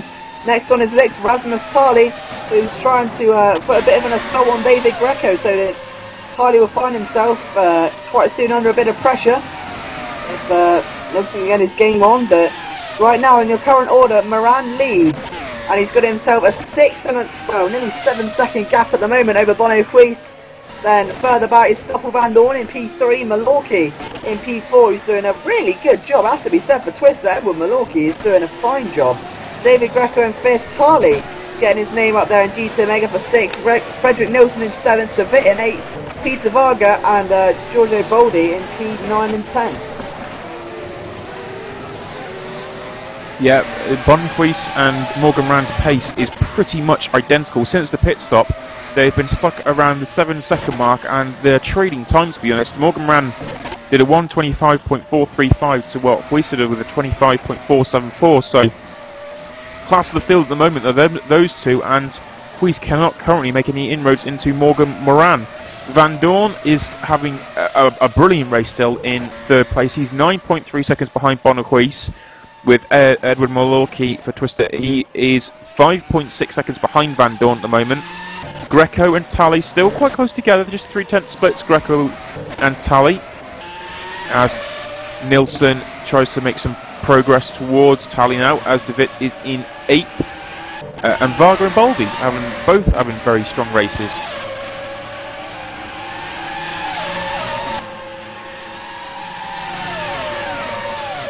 Take a look at Varga then as he gets out the way of a lap car, and so does his teammate Boldi. Now what will be interesting to see is whether these two NetRex cars go at it for P9, or whether they say P9 and 10, or whether there will be any team orders involved, because right now Giorgio Boldi is looking extremely competitive against his teammate Varga at the moment. NetRex got some new blood in the team, and right now they're looking quite confident, you know, 2 cars in the top 10. I think the team manager will be very, very happy with them right now. Yeah, absolutely. Both of them doing a fantastic job at the moment for the NetRex, and it's great to see these new drivers also come into the series for 2012. Obviously, with the way things have panned out for FSR, and you can still promote the league and the nature and the fashion it is, and get these new drivers. And Martin Gosby as well, fantastic driver for him at the moment. He's in 11th and just behind the two NetRex cars, and he's driving for Ash Racing. Yeah, and just behind them, Pumline and Blair Disley still doing battle. We said just a few laps ago that this wasn't going to end anytime soon, and they're still going at it over P12. The gap around 0.4 seconds now. And so it's actually Martin Gosby's close right up on the back of Giorgio Boldi. And of course, just in front of him is his teammate Varga, as we've been saying. So a 3-way battle then for P9 as Gosby has a bit loose and manages to twitch it and save and keep the car in a straight line, but let's see what Martin Gosby can do.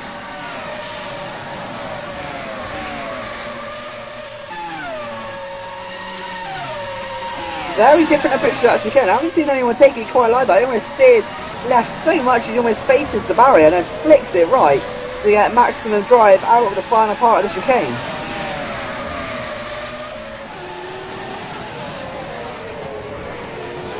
Yeah, quite a big battle heating up between these three, because they've just got one of the Dion brothers just in front as well, who they'll have to navigate round before they start battling. So let's just see if the back marker plays a part at the moment as they head into turn 1. Hasn't moved out of the way for Varga, so Whipple right. Whoa, no! Whoa! Oh, Dion, that was. He tried to hold the inside line, but I think Varga carried so much speed he wasn't quite expecting it. Look at Gosby carrying speed, as you say, carrying speed. Gosby did that. He sees up the inside, and that's a courageous move if he can do it. But there wasn't quite all there. But he's got one heck and a slip through now onto Boldi. FSR veteran versus a rookie. Boldi's first time in the championship. He's doing well so far. Can he do even better by holding back a charging young man of Martin Gosby? Yeah, Martin Gosby having an absolute stormer here, trying to get himself into the top 10 and just. But with Mikko Pumalainen, he's currently 4.1 seconds behind Gosby. But I believe the strategies of some of these guys further in front is slightly different to what the NetRex and the Ash Racing car is running.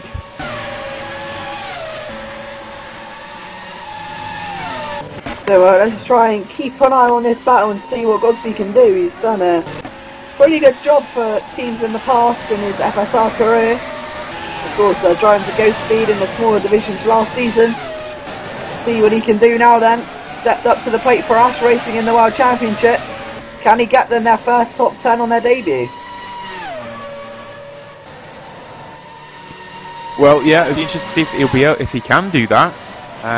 But if he does, it'll be a fantastic effort, because he has been in different divisions, different teams, and he just seems to be able to find found his feet. Sorry, at Ash Racing currently, and he's trying to repay them with what could potentially be a fantastic top 10. Yeah, and what is interesting as well, both RS Evo drivers Marcel van der Linden and Reino Riemer out of the race, so an unfortunate double DNF there. Same goes for Go Speed Racing with Manasakis and Jim Paresis as well, but both RC drivers, Jonathan Dion and Jimmy Dion, both still in the race at the moment, albeit 1 and 2 laps down, they're still going. Absolutely. Something just of note that I've just noticed as well, in the past few laps, Boniface has really cut into Moran. He's taken a full second out of him now. It's down to 6 seconds. So Boniface's tyres are, the longevity of them is exceptional, whereas Moran seems to be very quick in the initial stages, but then it drops off. So Boniface has started to make inroads into Morgan Moran now, so it'll be interesting to see what the strategy plays out between these two. Maybe Moran will pit early this time, because it looks like his tyres are going off faster than Huis's. Yeah, absolutely, that gap slowly coming down. Martin Gosby then enters the pit lane for a scheduled stop, I believe then. That'll be stop number 2 of the day. He's running a bit of a lighter fuel load. Yeah, it looks like he's running a slightly leaner 3-stop strategy, as looks like everyone is going to be on a 3-stopper today. Sorry, but most of the front runners are on a 3-stopper. A few people further back will be on a 2. That'll get interesting and a bit spiced towards the end when that all plays out, and when they're when they come out evenly, and see where their pace and tyres are at. And we may get a little bit more spice towards the end of the race as well. So Morgan Moran, he continues on. Does he pit? No, he carries on. 6.2 the gap. So just stabilising a touch. Yeah, it looks like Moran had a slightly healthier lap that time by. Has come through the line, across the line now for Boniface, and it's 6.2 seconds.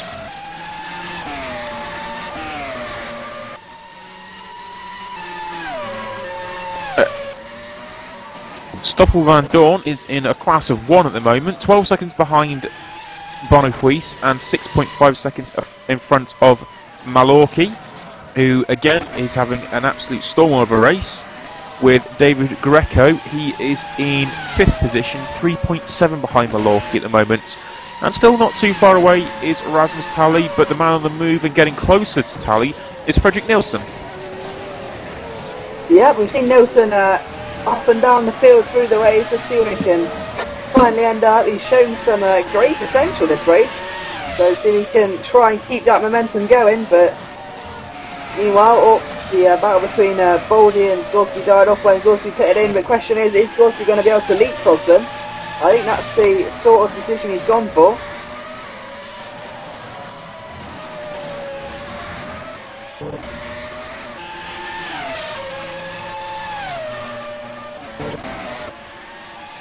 Onto another lap, Morgan Moran goes as he crosses the line to start his 28th lap, and the gap is still 6.1 seconds back to Bono Huis. Yep, so that's the halfway point now of the race, and Morgan Moran leads. As you said, a steady 6-second gap at the moment. It's not drastically coming up or down, but still, I think it's kind of shifting either way at the moment.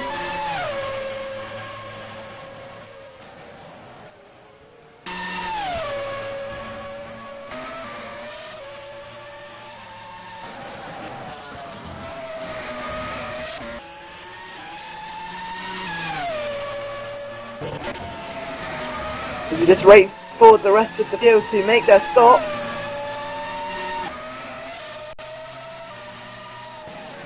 So just circulating through the field as it stands now before the second round of pit stops fully starts to begin. Gosby has already come in. Morgan Moran, he's on a 20. He did a 25.413. He's leading. Boniface 25.3. He's in second place. Van Dorn 25.8 in third. Malorki 4th place, 25.9. 26.1 for David Greco in 5th. 5th place. Rasmus Tally in 6th on a 25.9. 25 26.5 for Nilsson in 7th position. De Witt is in 8th on a 1:26.3. Varga 26.4 in 9th. Boldy 26.2 in 10th place. Yeah, it'd be interesting to see how that order shuffles around. But as we said, for an opening stint, it's been filled to the brim with drama.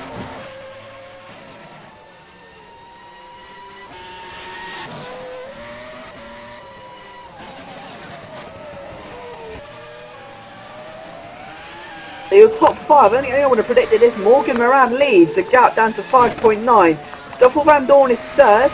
Edward Malorky up to 4th place, and David Greco in 5th. So the top 5, I don't think you would have predicted the last few. Absolutely, it's shaping up to be. Well, obviously, let's just put this into context. As Australia is a very unique track with the nature of it being a parked road course, obviously, or most of it anyway, and it's shaping up to be a very interesting end to the race, as these guys will make their 2nd and 3rd pit stops. Being the unique race that it is, we may see how it pans out for the rest of the season. But I think at the moment, at this stage, it looks healthy for the ATR group anyway, and Precision, once again with Bono, are trying to catch now Morgan Moran. 5.7 the gap as Bono pits. So Bono has once again pitted first time rounds.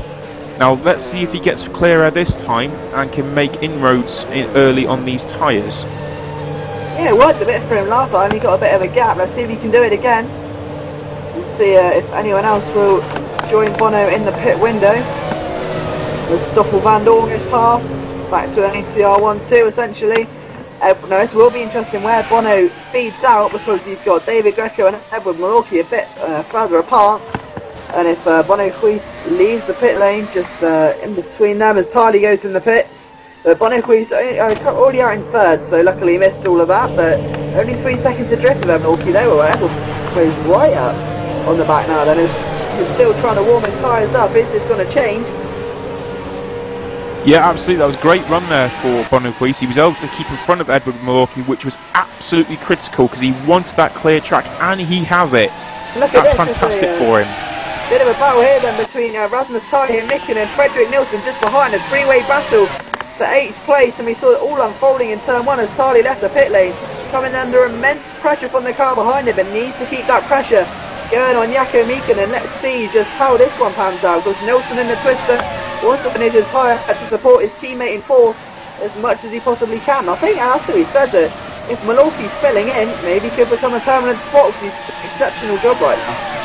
Absolutely, and Moran, race leader, Morgan Moran into pit lane. So Morgan Moran has made his, is making his 2nd stop at the moment. So where will this come out in terms of Bono Huis? He's into the final corner now, and Moran is already left. So Moran is going into turn 1 now, and Bono Huis is just crossed the start-finish line. So the gap is exactly the same, 6.4 seconds. So it's all towards the end of his stint where Bono Huis makes up his time. That's where Bono is making up all that. That significant amount of time is coming at the end of his stint. That could be critical if he can close in more early on. That Bono can handle the tyres as they degrade a bit better than Morgan Moran. It would appear that way. It could also be the nature of the way the Precision is set up. Perhaps look towards more of that longevity of the setup, and just to really look after those tyres. Remember the Sauber and how well that looked after its tyres back in Malaysia, and it's the same sort of principle of what Bono's trying to do with these tyres. Just look after them, be careful, keep pumping those solid times in, then slowly make that gap up to Morgan Moran. And it seems to be working at the moment, because that gap obviously was at one stage up to 8-9 seconds, and it's now down to 6.3. So Bono Huis not giving up by any stretch of the imagination and is still pushing hard.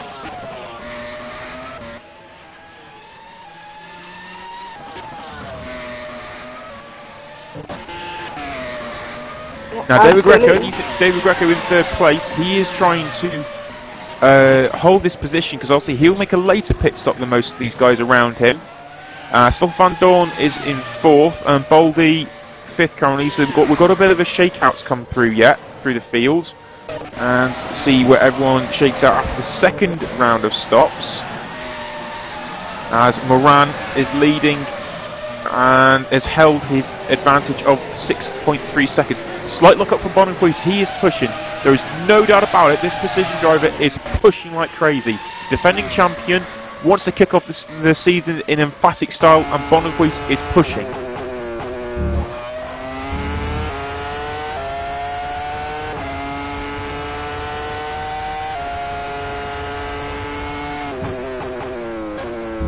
Oh, sorry, I had the wrong button. Be interesting to see if these guys can catch each other once again. Maybe shadows the Spa from last year, where Ruiz and Moran had quite an incredible battle, has to be said, for the lead. If they can recreate that here and probably through the rest of the season, then this is going to be a season to watch. Absolutely, and if he can start taking more and more time out, little by little, that gap may decrease. And towards the end, when the tyres shake out, it looks like Boniface will have the advantage in terms of the tyres. But don't write off Van Dorn yet. He was only about 8-9 seconds, and he was pumping in some quick lap times as well towards the end of his stint. So encouraging signs for Stoff Van Dorn as well, who was currently 4th, but will be net 3rd once the Mack Corp racing car of David Greco has made his 2nd stop.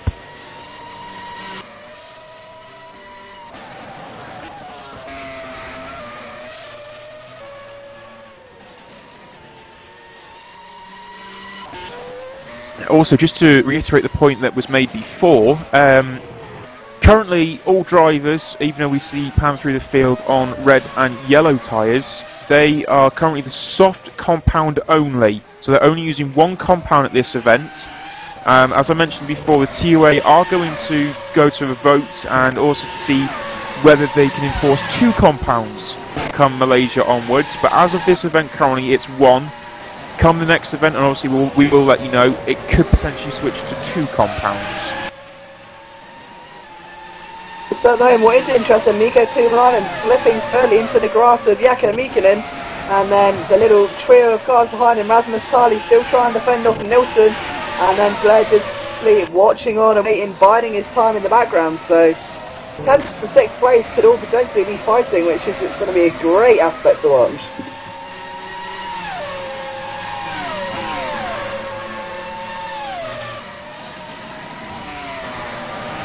Yep, absolutely, and I think it's just things are just bubbling under the surface at the moment. We've got kind of that mid-race malaise, as they say. It's just bubbling and steadily ticking over until obviously these pit stop shakeouts, and we see the true times and see where the true positions of these cars. Some people doing 2, some who are doing 3 stops, depending on how they feel, or maybe doing a longer stint and a shorter stint.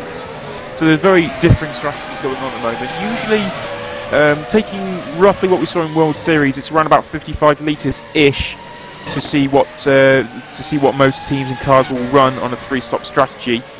And I believe the fastest time from World Series, Lee, you might have to correct me on this one, was a 25.6. So it's obviously very encouraging signs with the times we're currently seeing in World Championship and how close World Series as well. Fredrik Nilsson just gets past Rasmus Tali. So that's a big jump in, and hopefully he can get onto the back of Mikko Tuomalainen. Nilsson's been pushing hard this race. I think he's been a bit unlucky with what battles he's been caught up in. Yeah, absolutely. Fredrik Nilsson, obviously a fantastic racer. He's got a very fast, one of the fastest laps of the race as well. 25.5. He's only a 10th slower than Morgan Moran. 3/10 slower than Bono Huis. His fastest lap. So there's plenty of pace in that Twister racing car at the moment. Just put that move on Rasmus Tali, and he will now look to close on Mikko Tuomalainen, who of course will need to make another stop.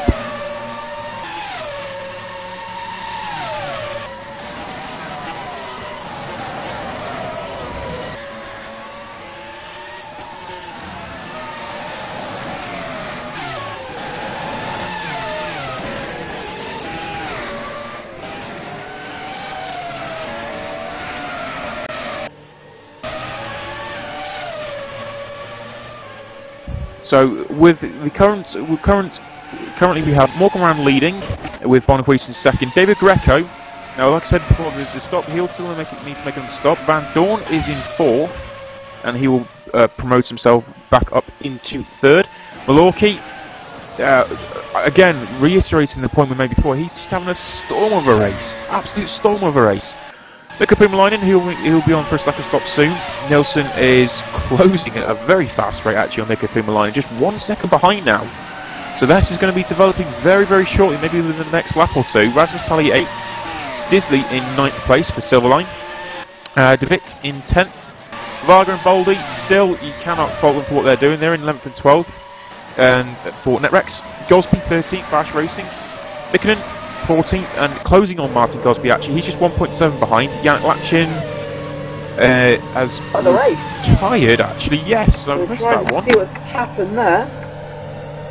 Yes, I'm not entirely sure what happened there, but yes, Yannick Lachin has retired. Saxons goes up to 15th, and Dion, Gobby and the other Dion will be promoted. Rear wing in the wall, it's a big accident, that's into turn 1. And I think he just took a bit of grass when he broke into the corner, can't go sideways, nothing he can do, sideways on into the wall, and bang, the car hits the wall, rear wing goes off, and unfortunately that's the end of the race for the ATR driver. Yes, so the ATR are probably having feeling a bit mixed emotions at the moment. They've got one driver who's having an absolute stormer in Morgan Moran. The other driver, unfortunately, has just had an incident, but then their sister team are currently sitting in a net third.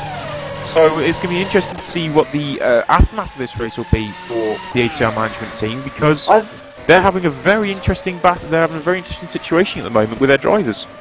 I think what could be interesting as well is when Lachin approached the corner, he was only in 6th gear. And he wasn't high on the rev meter rider, he was only at 142 miles an hour going into the corner. So, and literally, he just lifted off and no revs at all, just on the brake, trying to brake the car, but by then it's too late. So, whether we had a premature problem before that incident or no, it remains to be seen. But either way, Lachin unfortunately does not finish the race.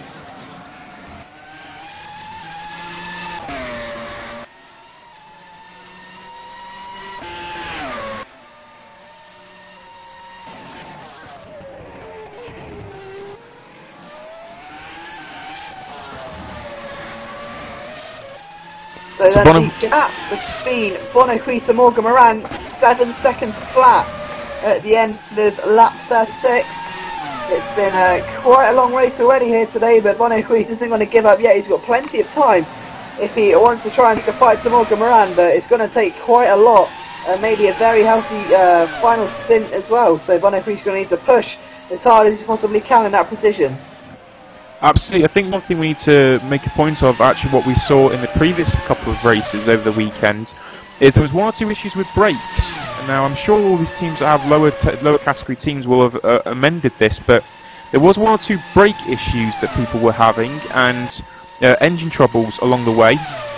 So with it, you know, ATR, Precision, they have teams in the lower categories, World Series, World Trophy, and I'm sure they will have learned from it, but they do, by the sounds of what was being said yesterday, when following another car, the brakes are actually heating up a lot more than they were expecting.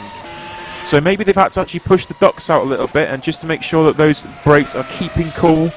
And obviously we're getting to this point, the point of the race now, where these brakes would have taken an absolute pounding. We're now on lap 38, so being a little bit more conservative maybe on the braking and making sure all things are just settling down as they come to their third and final stop for the leaders anyway.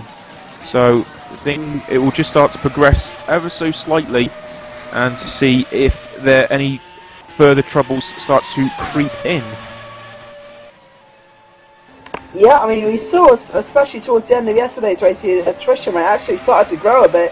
There's cars I don't think didn't expect the rate of attrition that they had. I mean, engines started to go a little bit. We saw tyres especially were such a huge factor yesterday, and hopefully drivers will be a bit more prepared today. But right now it's looking like Bonnehuit is starting to take that lead away. 6.8 now the gap. So it's coming down 2 tenths since we last established. Yeah, once again, this is a Precision car appearing to be slightly lighter on its tyres. Bonnehuit's been a little bit smoother than Morgan Moran, and they are starting to come down the times between Moran and Huis. Nevertheless, Moran, you cannot fault him at the moment, having an absolute superb race. Next third place currently, Van Dorn is also having a brilliant race, so Now where's David Greco? Here we go. David Greco has made his second, and this will be his final pit stop. So Greco into pit lane now. So he will give up third position, and Van Dorn goes through. Greco in pit lane. Malorki, he'll be next to come through. Now will he? Yes, he'll get out in front of David Greco also. Malorki goes through. David Greco comes up pit lane now. Now where's Fredrik Nilsson? Has Greco got enough an advantage? Yes, he does. So Nilsson is in 6th, and Greco comes out and rejoins in 5th place.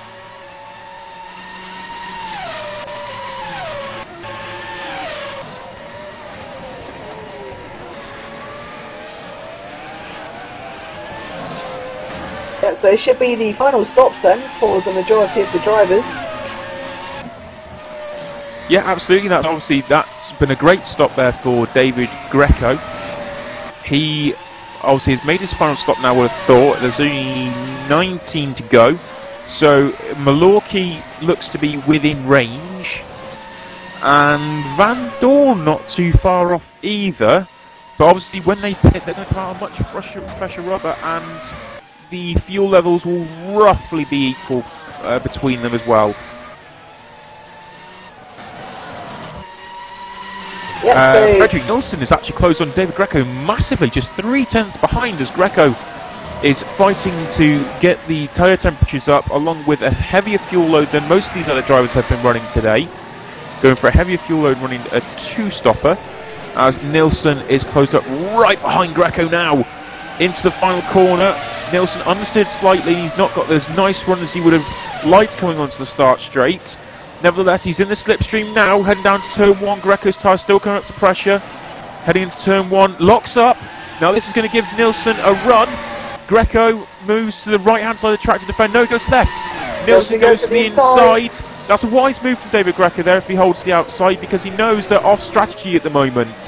There's different strategies at play here. So Greco was wise to that, realised it, and actually didn't fight that position too much as he usually would have done, and Nilsson moves up to 5th place.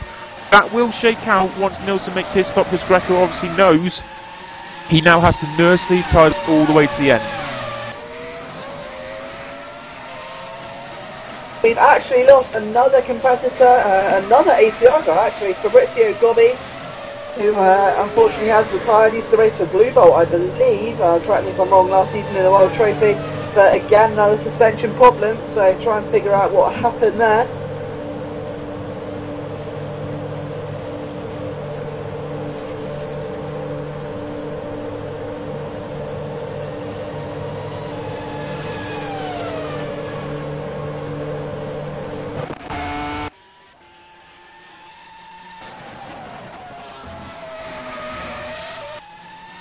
So Fredrik Nilsson has pulled a 4th second on David Greco at the moment, as looks like Saxon has just made his stop and coming out behind Malorki. Slightly different position, that's lapping a car there for Malorki. So Moran leads by 7 seconds dead, so not much change still at the moment here. Liam, it looks like Moran has just got the absolute raw pace today. And as you said before, if these two start battling throughout this season, it's going to be very, very interesting. Yeah, absolutely. I mean, Moran, I think we saw towards the end of last season, started to show glimpses, of a championship race, but I think he just came into it a bit too late to challenge Fleet, and there wasn't enough time to develop the car. But right now, the lead that Moran has over Fleet just seems to keep shifting back and forth between 7 and 6 seconds.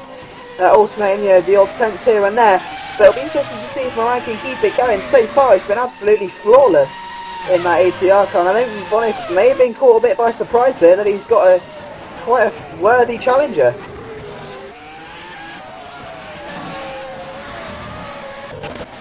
Yep, and the ATR team looking as though they have really, really set themselves up for this season. Obviously now as an independent outfit with the ATR management team, and with a driver in Morgan Moran who looks more than capable of taking the fight to Bono Puig at this very, very early stage.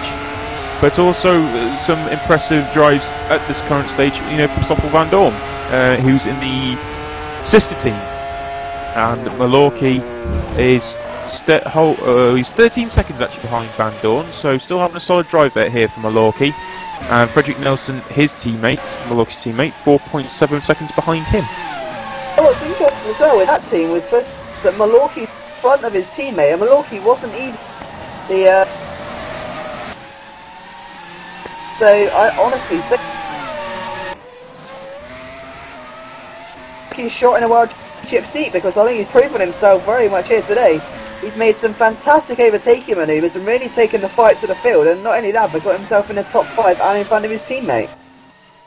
Yeah, you cannot fault him for that. He's really impressed yesterday in the World Series, as you said as well. Now doing the same in World Championship, and Edward Malorky is really showing his hand very early here and saying, look, you know, I can do this as well. I can do this as well as anyone.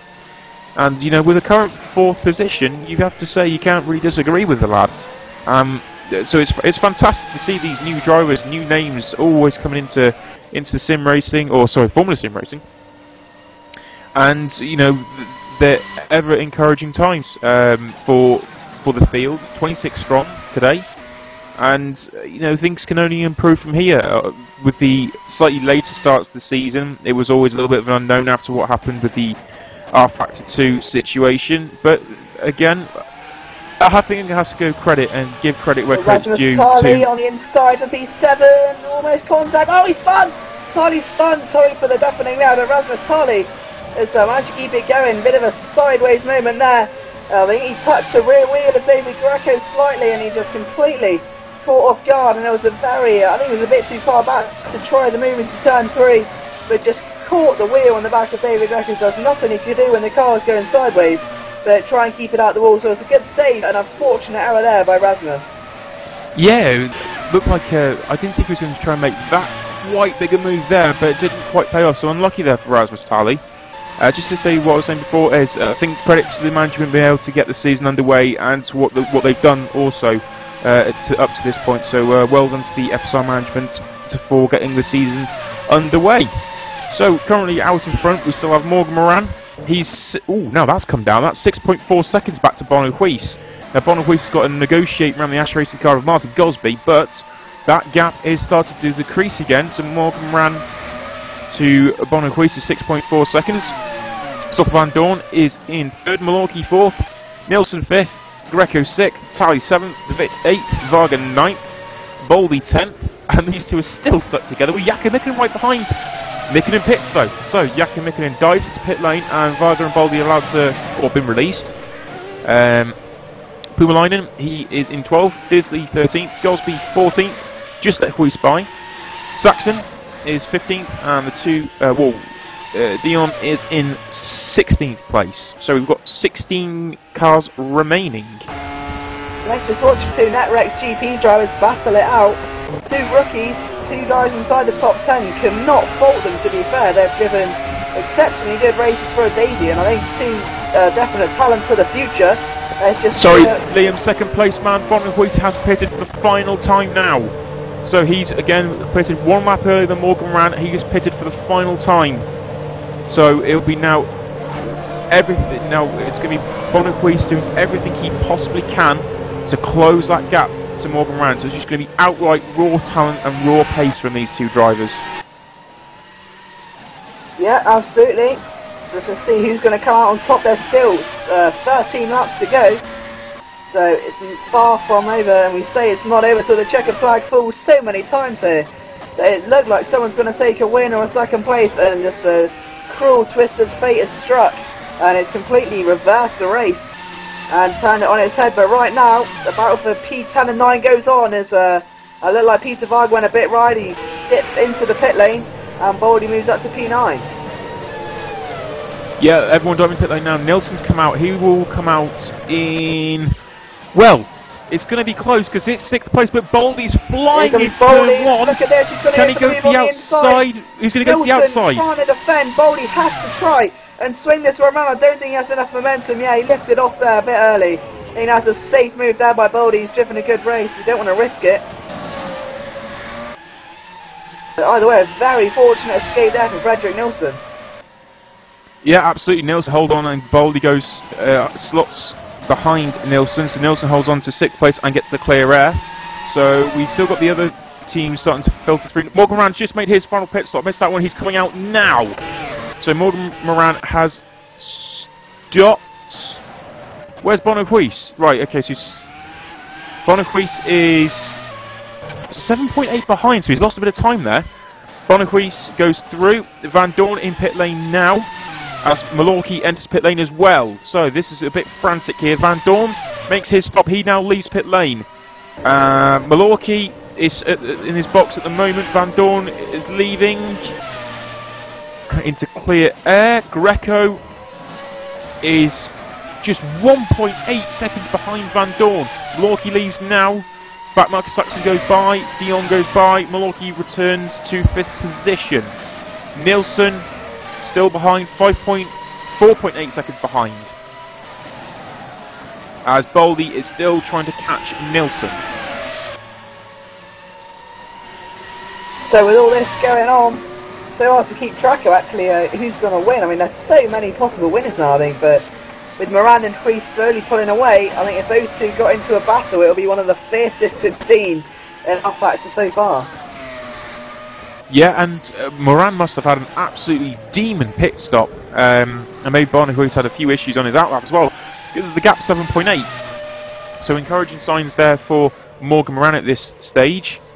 And that may not seem like a lot of time, but in terms of racing, that is an incredible amount of time.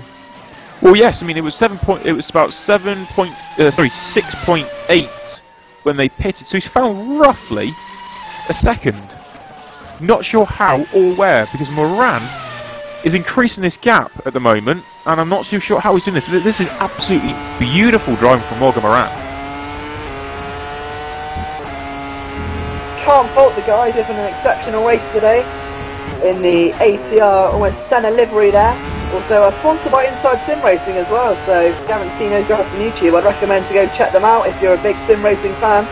It's what got me into sim racing to start with, so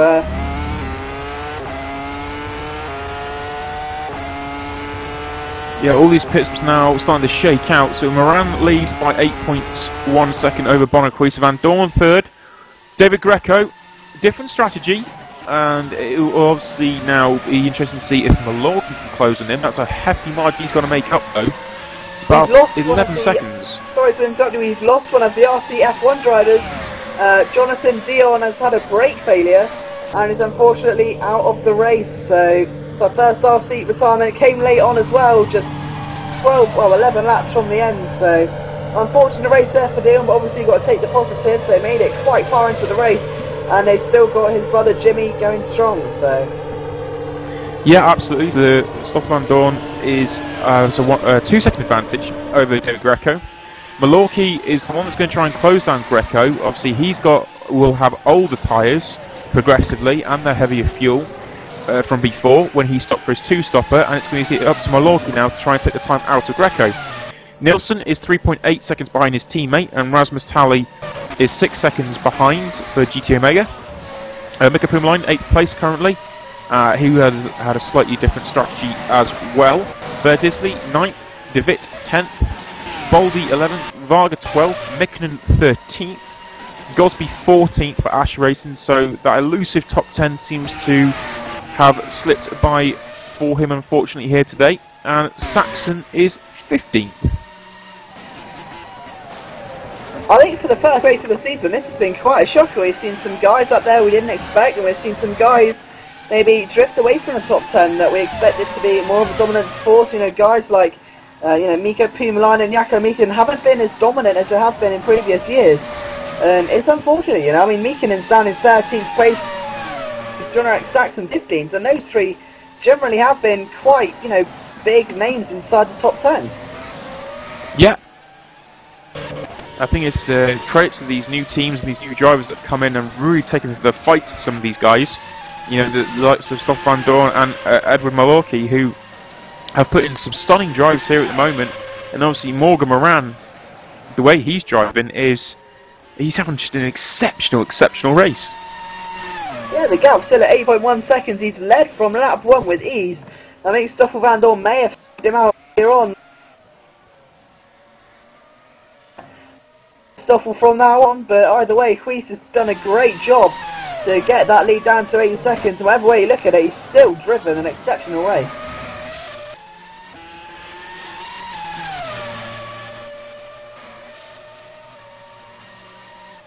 9 laps to go then. Yeah, into the closing stages now, and there's still that same gap of 8.1 seconds that splits Moran and Huis.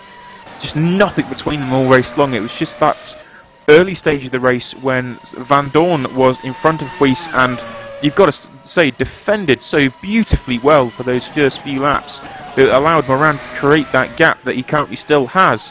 And since then there's been very little between them, and it's just been Huis trying to battle away to claw back this time to Morgan Moran, and he does it towards the end of his stint, but he hasn't been able to do it enough to close that gap fully.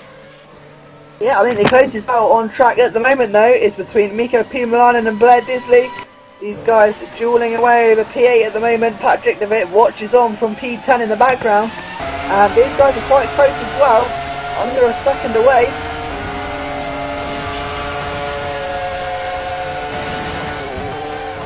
Yeah, Van Dorn has now been able to stretch his legs a little bit. He's got a 4.1 second advantage, but it's Malorki has taken 3 seconds out since the stop on David Greco. I don't know if he's going to have enough time to close the rest of the gap though, because David Greco currently in 4th place. He has 10 seconds over Malorki, and Frederick Nelson is just 3.2 behind Malorki and Tally.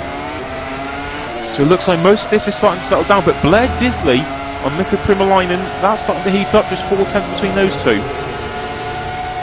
Yeah, absolutely. It's all coming in. This happened in the World Series. You know, the final 10 laps or so really start to get tense. You know, as guys start to fade away on the slower tyres, sort of rub it in a bit more, and some guys obviously who stop later will have that advantage. Battles do start to occur among the remaining runners. Obviously, looking at 9th and 10th place going at it now, and it's going to be quite an insane battle. I think you've got guys separating by 2 seconds, Pumalainen, Disley and DeWitt, 3 very well-known names among the sim racing community. I think they're about to do battle here. It's going to put it all on the line to see who will come out in 8th position.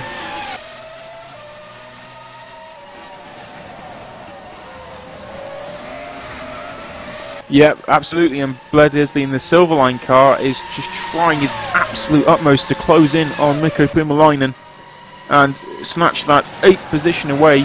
This is Silverline versus Precision, and the precision of Pumalainen is keeping him in front of Disley at the moment. What's interesting as well, I mean, if you look at both guys, I mean, you've got Morgan Moran, whose teammate unfortunately Jan Adjin retired. One of his previous teammate Pumalainen's an 8, so it's almost like they're 2 completely different class of cars out there. Yes, that's also very true. I think the most consistent team at the moment is Twister, with currently 5th and 6th positions. So they're the most consistent team at the moment in terms of their drivers. Yannick Lapchin obviously had 1 or 2 issues, but I think what you have to reflect on in terms of sister team is you take the ATR management team of Morgan Moran against the AT Racing of Van Dorn in 3rd. So that could also be reflected on the fact that a very strong outing in terms of the ATR management team there. Bono Huis to his teammate is quite a large margin, but they're both top 10 finishes, so it's very, very solid in terms of how the constructors may play out. Yep, obviously it's only round 1 of 15 as well. There's still 14 more races on the cards, and if they're going to be as good as this one, then it's going to be a season that's going to go down in the history books. But right now, 6 laps to go. Morgan Moran is still your current race leader. The question is he going to be the race leader at the end of those 7 laps? Well, currently you'd have to believe so, with an 8.2 second advantage. Again, Liam and I have said it already, Morgan Moran is just driving the wheels off this car today. Look at Blair Disley. Sorry to interrupt you there, Nick. Blair Disley trying to put the assault onto Mikko Pumalainen at the moment in P9. Needs to try and get this move done as quick as possible. He's in a Silverline versus position. Disley's got a nice run, hopefully, on the final corner. Took a bit of a wider line to get more of a drive into the back of the slipstream in the position he goes. Is this going to be enough into turn 1? I can't see it happening this time. He ducks out into the less bumpy part of the track, but he was very, very close towards the final stint last time. Yeah, absolutely. Blair is trying his absolute hardest to get by Mika Pumalainen. Mika Pumalainen locked up in the second final corner as well, so you can actually sense the fact he's trying to defend for his absolute life once this 8th position from this silver line car, who Blair Disley, as ever, you know, consistency is king, and he's delivering what looks like to be another top 10 finish, so a great kick-off to the season for the Aussie. Yeah, absolutely, but let's just, I think the final top 10 is going to be a really bizarre top 10 as well, and hopefully a sign of things to come. These 8 Twister being the most consistent team, and consistency is the key. You might not win all the races, but as long as you've got a teammate there to support you, running at your sort of pace, and that's what you need. There's no point in having, for a Constructors' Championship, where a guy winning a race and teammate coming, you know, back into last sort of thing. You have to get that balance right, and Twister are finding that extremely well right now. Yeah, exactly. I learned that from other leagues and from myself personally with my team, how brilliant it has to have the consistency of 2 drivers to promote it and push yourself high up the field as Dizzy is trying to close. As these two are battling though, it's Patrick De Witt, the one that's closing in on them, 1.2 seconds behind, so Patrick De Witt for Matt Corp could play a part yet. Yeah, let's see what this can do though. Again, he keeps switching to that less bumpy part of the track. Obviously, thinks it helps as Pumalainen just stays to try and get as much speed out of the car as possible. Disley literally drafting the back of Pumalainen's car, and he's not going to like this view as Disley again just runs a little bit on the inside there to try and get some clean air going into the air ducts.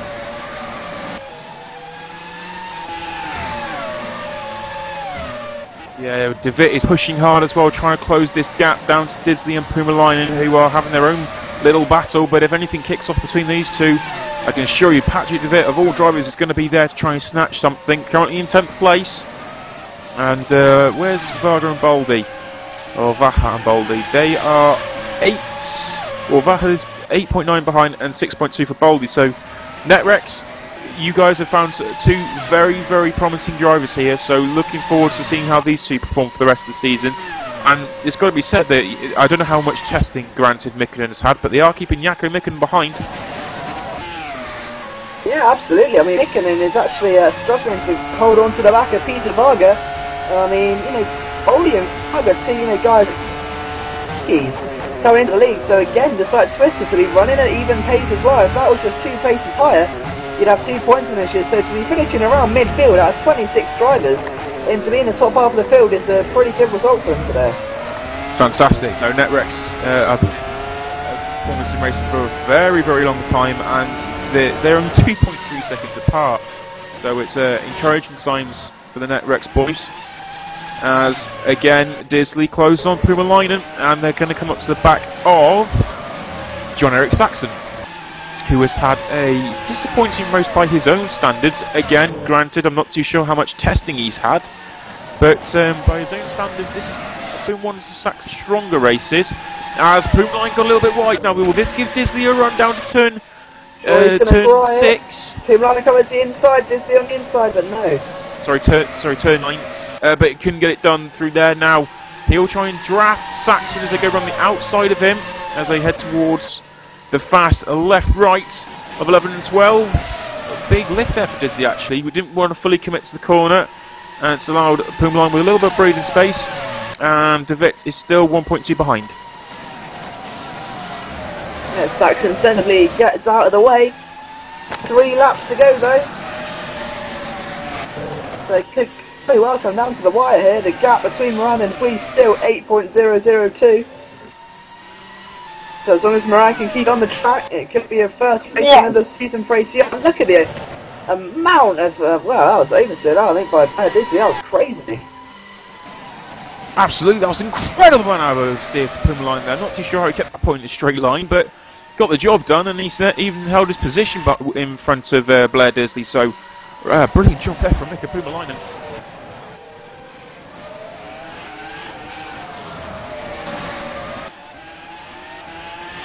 Probably the closest battle we've got at the moment, with De Witt still trying to close in. It looks like he's had a moment though, because he's dropped to 1.6 behind Disley.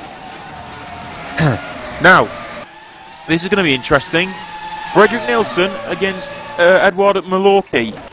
These are teammates I don't know how teammate orders are going to play into this, because obviously Malorki's a World Series driver filling in, and Nilsson is obviously going to want to take the World Championship points. I would have thought they're going to be allowed to battle, but it's going to be very, very close between the two Twister guys. David Greco is 7.1 behind Van Dorn, so that's pretty much done and dusted for Greco. Nilsson's going to get closer and closer to Malorki. Not at the moment though. This is going to be a fun little scrap between these two. Down into turn 1, Malorki. Nice clean line through turn 1. So Nilsson hasn't got to run towards turn 3. As Nilsson encouragingly is trying to push his way further up the field. Good one there onto the home stretch. He can make one up the inside, he's gone for it, and again ducks back in. Sensible idea there by Blair Disley.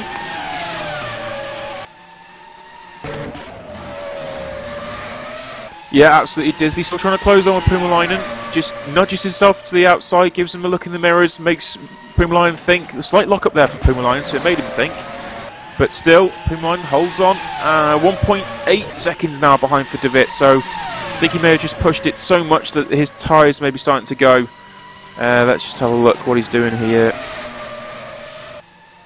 Oh, he's short shifting actually, De Wit, so he could be starting to struggle with fuel. So that could be the actual issue. He's short shifting, so that, okay, so fuel might be starting to play a part for some of these drivers, as Pumalainen still is holding off Disley.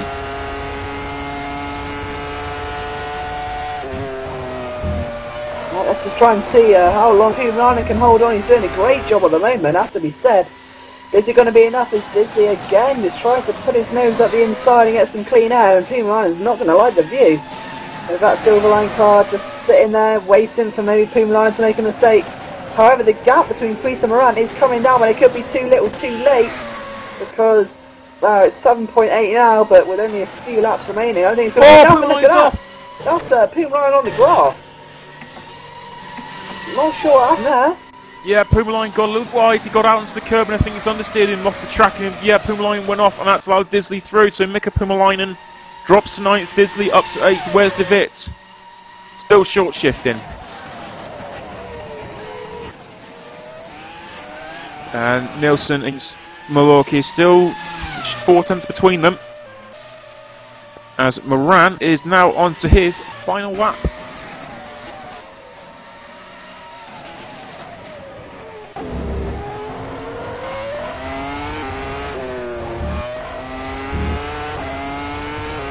I think let's just have to take this one on board with Morgan Moran, because as I know there's only other man you can watch it with. He's driven such an exceptional race so far, and he really does deserve this win, I think. I mean, he got the pole position for Bono Friese, and he automatically gave a challenge, stepped away from the first lap and just tried to get as big a gap as possible, held his nerve through all the pit stops, and 57 laps later, here he is. Yeah, absolutely, and he's held that gap to Bono Friese at around about 8 seconds as he sweeps through that very fast left-right section, heading down into the final few sectors. Sorry, the final sector, the final few corners. Superb job here from the ATR team and Morgan Moran here today. Yeah, you can't fault them. They fully deserve everything they get. It's been a great performance to watch, and I think Bono's going to have a fight for this championship so far if he wants to try and retain his title.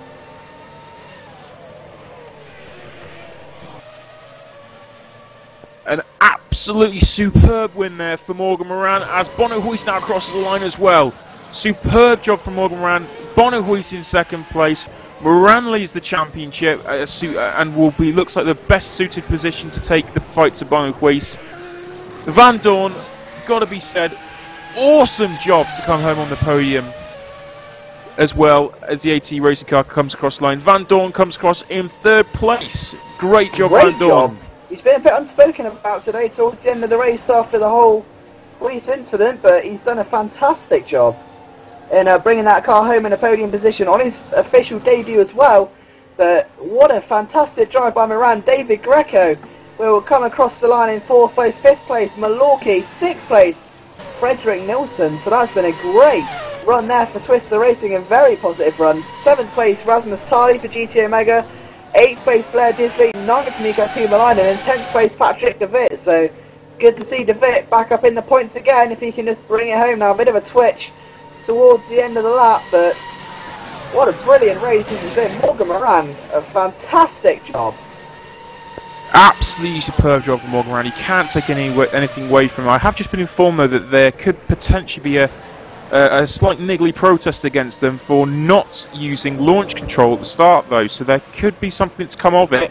Nevertheless, absolutely superb drive from Morgan Moran today. Took the fight to Bonaguise. Bonaguise tried to take the fight back, couldn't swing a left hook, and was unfortunately 8 seconds behind. But Morgan Moran, hats off, that was a great drive, and Sofan Dawn also fantastic for 3rd position. David Greco, 4th position on a 2-stop strategy. Malorki finished in 5th, Nilsson 6th, Tally 7th, Disney 8th, 9th, DeVitt 10th.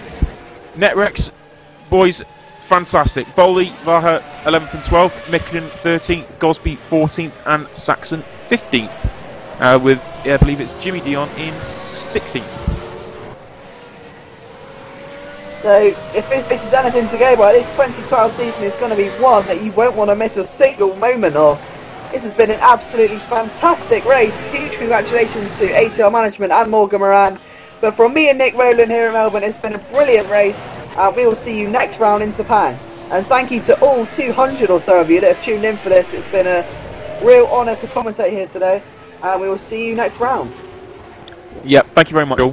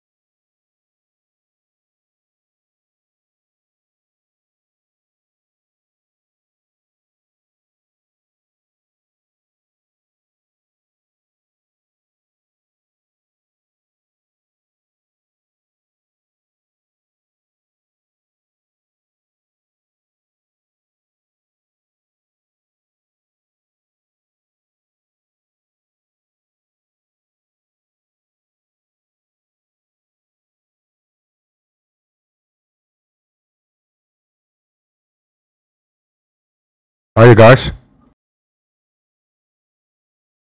Hello?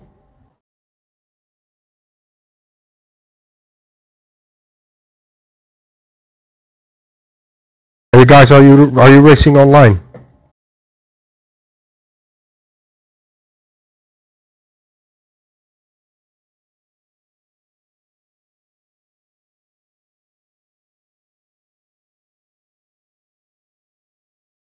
Hey Nick, Liam.